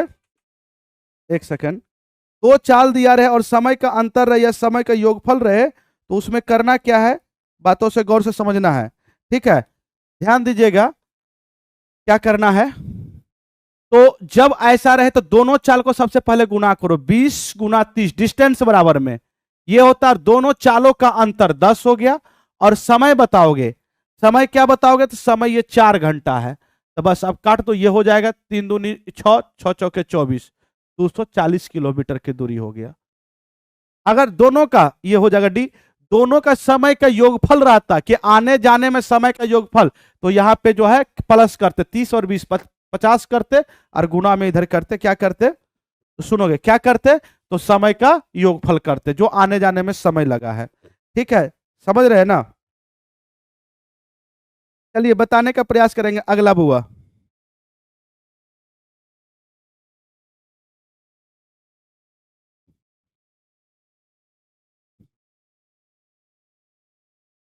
ये बताएंगे, बोला गया एक्स तथा वाई की आय 3:2 के अनुपात में है, उनके व्यय से 7:3 के अनुपात में है, यदि माह के अंत में दोनों 800 रुपए के बचत करता है तो एक्स, सुनोगे, बचत करता है तो एक्स क्या है, सुनोगे, अगर अगर अगर ये इस टाइप से रहे, क्वेश्चन रहे इस टाइप से, तो करना क्या है, ध्यान समझने वाली बात है। बोला गया है, बोला जा रहा है, क्या बोला जा रहा है, एक्स तथा वाई की आय 3:2 है, और इसकी एक्सपेंडिचर जो है, खर्च जो है 7:3 है, 7:3 है, ठीक है, और उसके बाद सेविंग जो दिया गया है वो दिया गया 800, दोनों की सेविंग 800 है। आप क्या करो, इस टाइप का क्वेश्चन करने के लिए कोई जरूरत नहीं है बेसिक लगाने की, दोनों का क्रॉस मल्टीप्लाई कर दो, ये हो जाएगा 9 हो जाएगा, ये हो जाएगा 7 दूनी 14, तो यहां से अंतर देखो, 9 और 14 का अंतर कितना हो रहा है, तो 9 और 14 का अंतर 5 हो रहा है। ऊपर में क्रॉस मल्टीप्लाई की तो नीचे भी क्रॉस मल्टीप्लाई कर दो, तो 8 7 56, 5600 हो रहा, और इधर भी 8 3 24।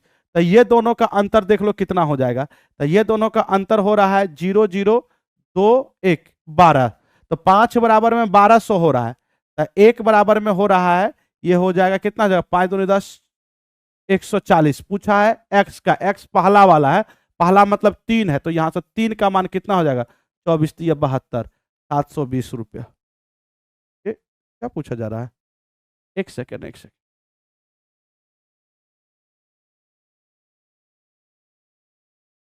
800 की बचत करता है, ए की आई ज्ञात करे, तो ए की आई 3 कौन सा हो जाएगा, नहीं गड़बड़ लग रहा है कहीं पे कुछ कैलकुलेशन में, एक सेकेंड।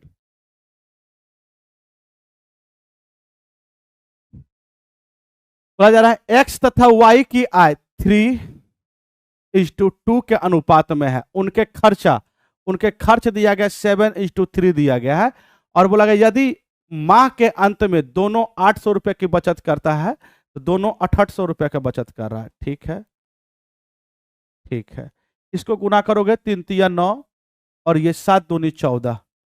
ठीक है, ये दोनों का अंतर आ गया 5 यहां से। ठीक है, और ये 8 7 56, तो ये 8 3 2400।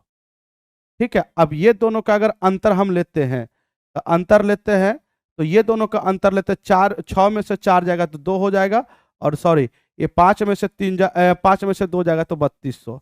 हाँ, 5 बराबर में हो जाएगा 3200, तो 1 बराबर में हो जाएगा 6 पंचे 30, 4 पंचे 20 0। तो 3 की मान पूछा है, तो 3 बराबर हो जाएगा 0, 4 तिया 12, ठीक है, 6 तिया 18 1 19, 1920 हो जाएगा, डी नंबर हो जाएगा। कौन सा हो जाएगा, डी हो जाएगा, डी हो जाएगा, डी हो जाएगा। चलिए इसे बताने का प्रयास करेंगे, अगला बताने का प्रयास करेंगे आप, क्या होगा।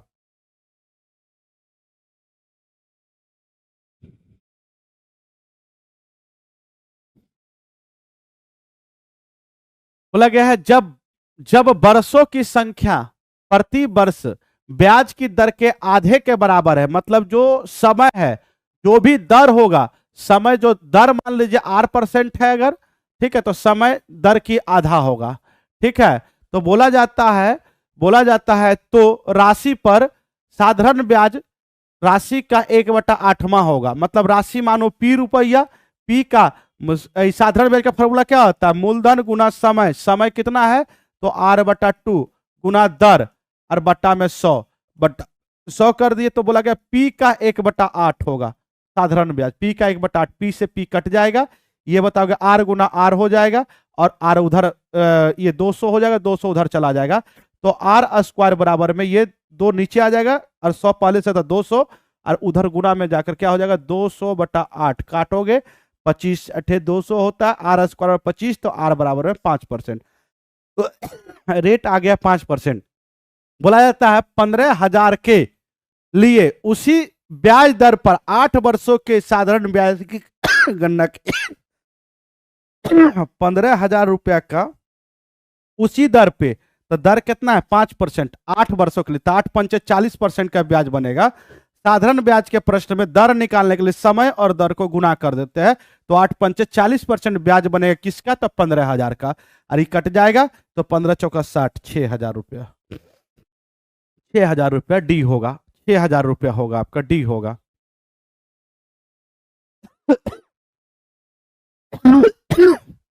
डी होगा। चलिए इसे पढ़ने का प्रयास करेंगे, बहुत अच्छा क्वेश्चन है। ये हो जाएगा 5 दूनी 10, और 10 से भागा करोगे 40 में, खत्म हो गया, इधर 4 गुना में, ठीक है, ये भाग कर दोगे, 6 तिया 18 गुना, ये माइनस करोगे तो 3 5 तिया 15, और माइनस माइनस प्लस हो जाएगा, क्योंकि -5 और माइनस माइनस प्लस 5, ठीक है, और ये भागा में 25, ठीक है, भागा में 25 टोटल में, तो यह हो जाएगा 5 तिया 15, 15 और 5, ये 5 तिया 15, 15 5 20, गड़बड़ हो रहा है क्या, ये हो जाएगा, ये हो जाएगा 12 में से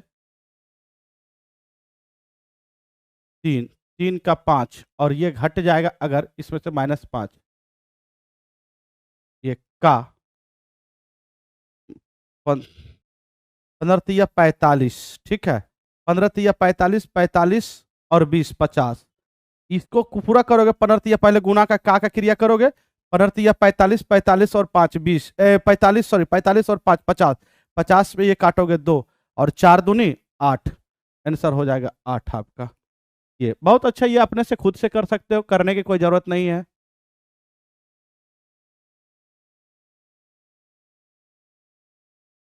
भाई साहब यहाँ मैथ्स देख रहे हो या तो फिर भाई का बर्थडे मना रहे हो या तो कुछ और कर रहे हो?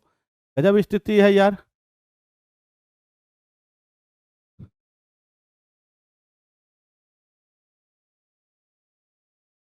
गुड नाइट, गुड, सब कुछ हो रहा है, बोला जा रहा है, सुनोगे? यदि इतना को 88 भी विभाज्य है तो b माइनस ए के मान, बहुत सिंपल क्वेश्चन है, कर सकते हो। 8 a 5 1 4 6 b 88 से विभाज्य है। 88 को लिख सकते हैं 11 गुना 8, ये हर एक एग्जाम में आता है, ध्यान रखोगे। मतलब एक बार 8 का चेक करो फिर 11 का, तो 8 का विभाज्यता का नियम है अंतिम का 3 अंक, अंतिम का 3 अंक 8 से विभाजित करो तो 6, और यहाँ पे क्या रखेंगे b के जगह पे ताकि 8 से विभाजित, 8 पंचे 40, 40 दिए 6 हो जाएगा। क्या रखे सर? 4 रखो ना बॉक्स में, सर 4 रखो ना, बी का मान 4 रखो तो 64 हो जाएगा, ठेठी 64, तो बी का मान 4 आ गया। अब बताओ 11 का विभाज्यता का नियम, तो अल्टरनेट संख्या को जोड़ो और अंतर लोगे तो यह तो 0 आ जाए, यह तो 11 का मल्टीपल आ जाए, तो हो जाएगा। तो देखो भाई साहब, तो अल्टरनेट 8 5 13, 13 4 हो जाएगा 17, 17 और 4, 17 4 21 हो जाएगा, 21। अब देखो अंतर लेंगे, a प्लस 1 1 हो जाएगा, a प्लस 1 1 1 1 1 और 7, ठीक है 6 7, तो 7 प्लस में a, 21 में से क्या घटाए ताकि 0, यह तो 11 का मल्टीपल आ जाए। तो हम कहते हैं कि सर जी 21 में से क्या आप 10 घटाओ ताकि 11 आ जाए, तो यहाँ पे 10 घटाने के लिए 3 रख, 7 3 10, 10 घटाओगे तो 11 आ जाएगा, मतलब a का मान 3 आ गया। तो b माइनस ए करना है, तो a b का मान 4 आ गया, a का मान यहाँ से 3 आ गया, तो 1 हो जाएगा, डी नंबर आपका डी हो जाएगा।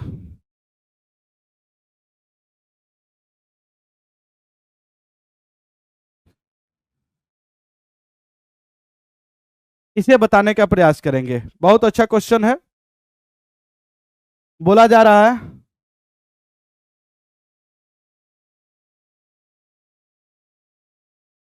सुनोगे, 15 संख्या का औसत 30 है तो योगफल कितना जाएगा? 15 45, 450।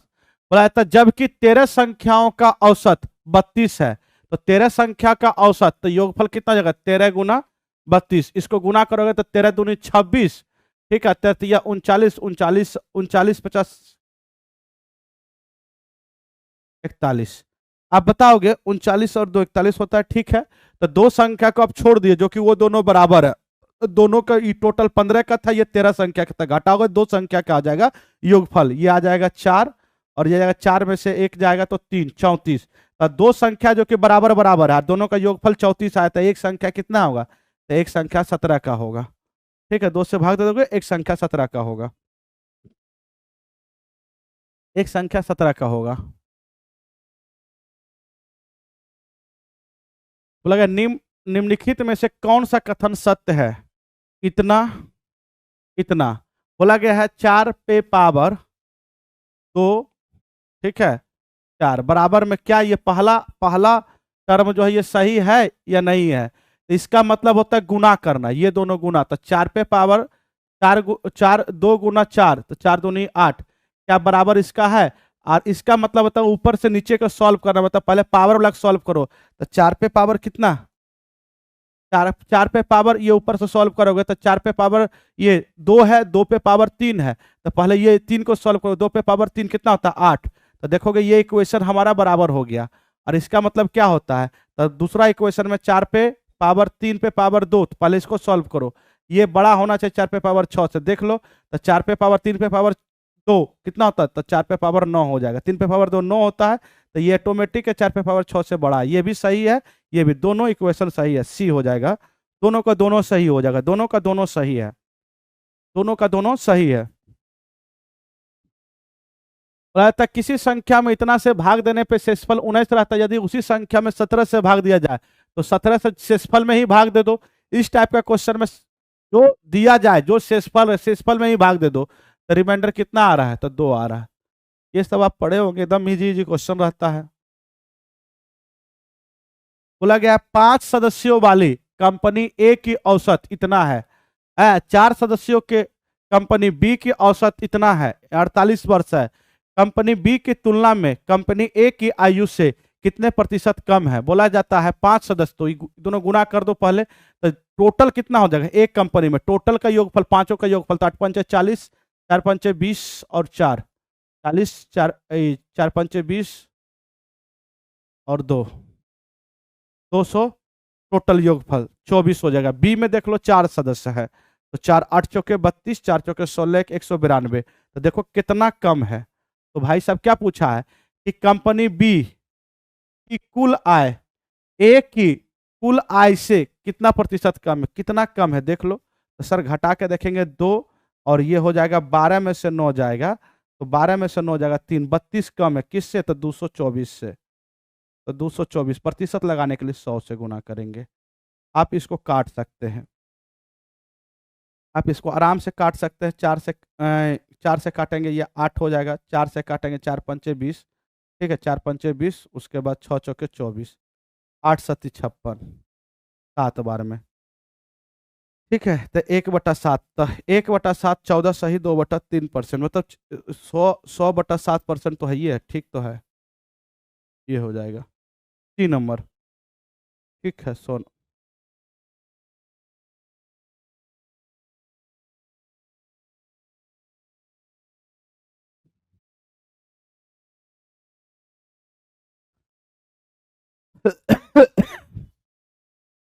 आगे बढ़ते हैं।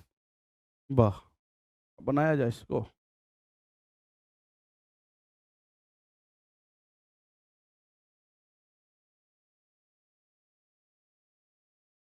अगर एक्स की राय में उसकी भार 60 केजी से अधिक है लेकिन 68 केजी से कम है, वाई इसमें सहमति नहीं है और कहता है कि एक्स का भार 62 किलोग्राम से अधिक लेकिन 70 किलोग्राम से कम है। एक्स की मां मानता है कि एक्स की भार 64 किलोग्राम से अधिक है।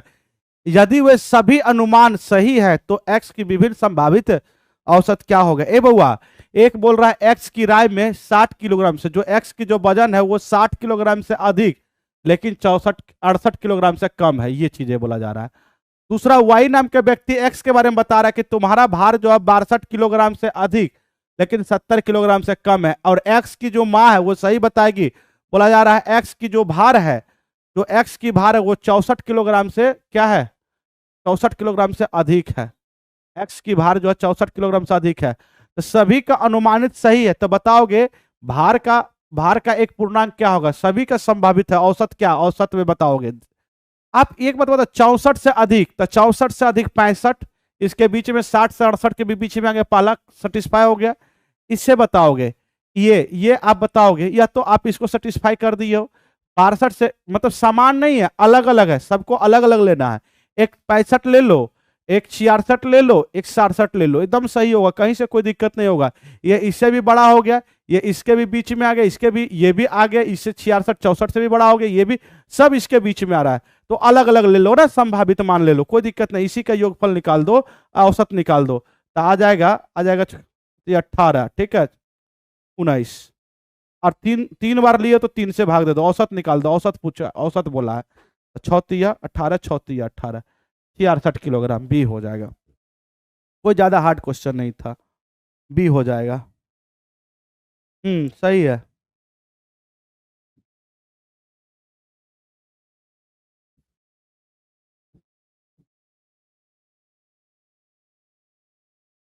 बोला जाता है, ये भी अच्छा क्वेश्चन है। बोला जा रहा है एक बस में कुल 60 छात्र यात्रा कर रहे हैं, उसमें से लड़के और लड़कियां की संख्या क्रमशः 2:1 है, बॉयज और गर्ल्स की 2:1 है, और टोटल है 60। टोटल जहां 3 है, 3 बराबर 60, तो 1 बराबर में हो जाएगा 20, तो ये 40 और ये वाला 20। इतना स्टूडेंट है, लड़कों की संख्या 40 है और लड़कियों की संख्या 20 है। बोला था अगले बस स्टॉप पे में से 15 लड़के उतर गए तो 40 में से 15 उतर गए तो 25 बचे।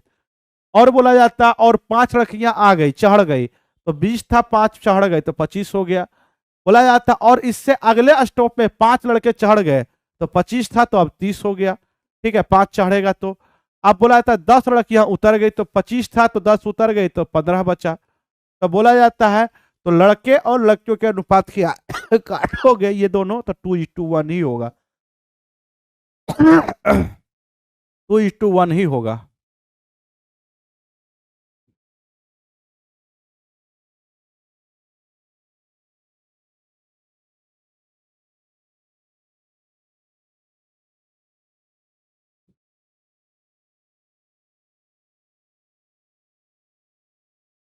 चलिए आगे बढ़ते हैं।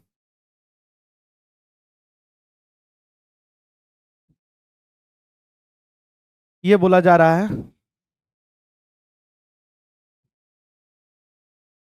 बोला जा रहा है ए बी और सी एक व्यवसाय शुरू करते हैं। एक कुल पूंजी का 33.1/3% पूंजी का 25 पर बी पूंजी का कुल पूंजी का 25% और सी शेष पूंजी निवेश करता है। यदि वर्ष के अंत में कुल इतना रुपए का लाभ तो ए का हिस्सा ज्ञात करें।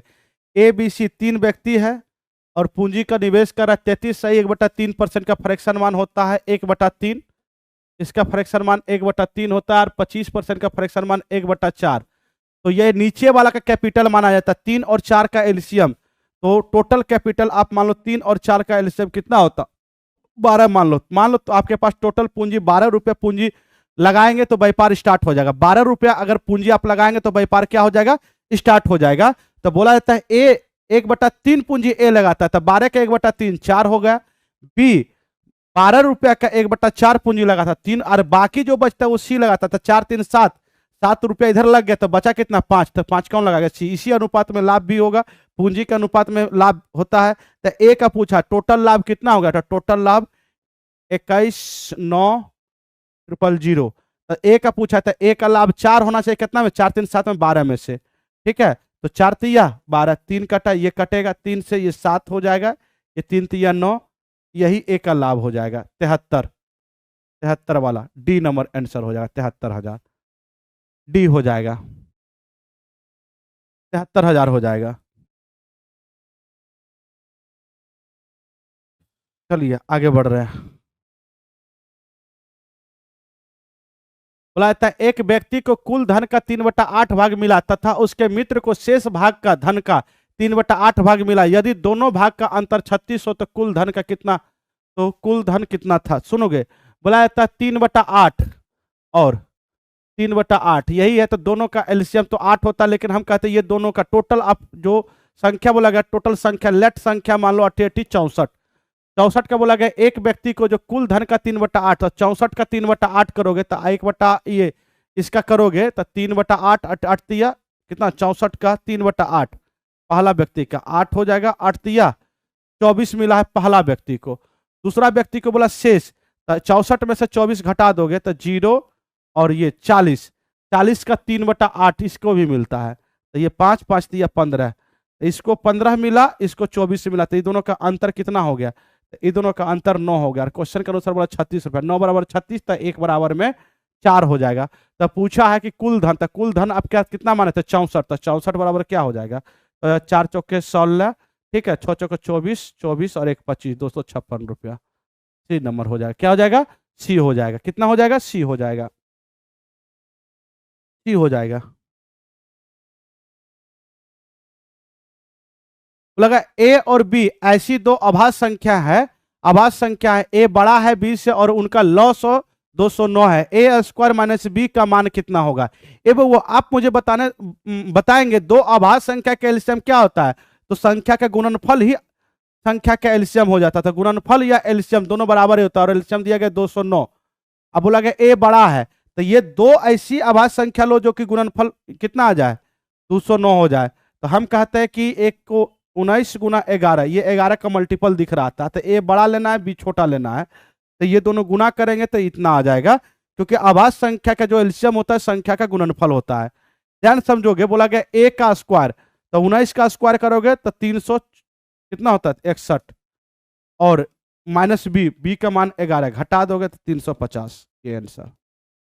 ये याद रखोगे कि आभाज्य संख्या का जो गुणनफल होता है वही एलसीएम होता है, जो एलसीएम होता है वही गुणनफल होता है।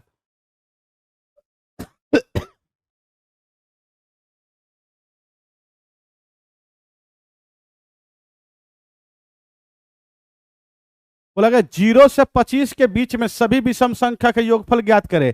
0 से 25 तक में मतलब 1 से स्टार्ट होगा और यहाँ 51 तक जाएगा, 51 तक। तो 51 तक में टोटल कितने संख्या होगा? तो टोटल 26 गो होगा। कैसे? 52, देख लो 52 का आधा कितना होता है? 26, 50, ठीक है, तो 26 हो जाएगा। ध्यान समझने का प्रयास करोगे कितना संख्या है, क्योंकि दो दो संख्या के बाद में विषम संख्या आता है, तो प्रत्येक दो का गैप करोगे तो आपका 26 को हो जाएगा, 1 से लेकर 51 तक। तो जब विषम संख्या का योगफल होता है तो एन स्क्वायर, मतलब जितना संख्या उसका स्क्वायर कर दो, 26 को संख्या इसका स्क्वायर कर दो, कितना होता है? 676 आंसर हो जाएगा। विषम संख्या का योगफल संख्या का योगफल होता है, संख्याओं का योगफल होता है।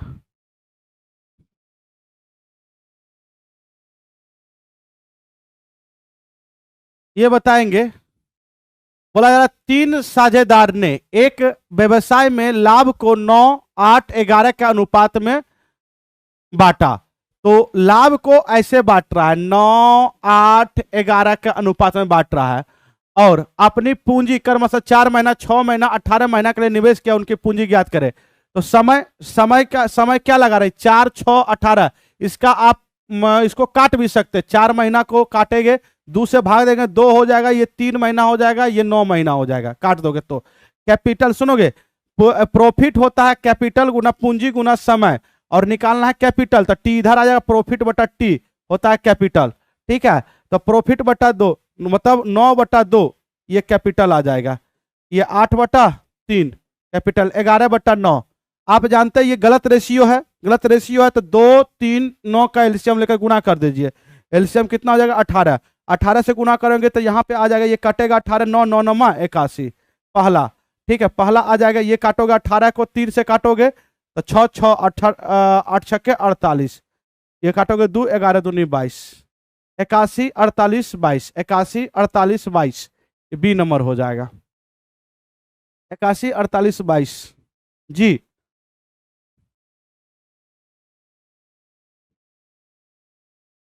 बोला गया यदि ये दिया गया है, ये समानुपात का साइन है, और बोला गया तो y का मान ज्ञात करो। जब समानुपात रहता है तो नीचे नीचे नीचे मतलब अंदर अंदर वाले गुना, बाहर बाहर वाले गुना, तो ये हो जाएगा 3.6 गुना y बराबर में 1.2 गुना में 4.8, ये उड़ जाएगा, ये उड़ जाएगा, 12 या 36, ये कटेगा, ये हो जाएगा कितना हो जाएगा? 3 से ये उड़ेगा, 16 या 48, फिर इसको काटोगे तो 5 और ये 8, y का मान हो जाएगा 8/5 सी नंबर, 8/5 सी नंबर,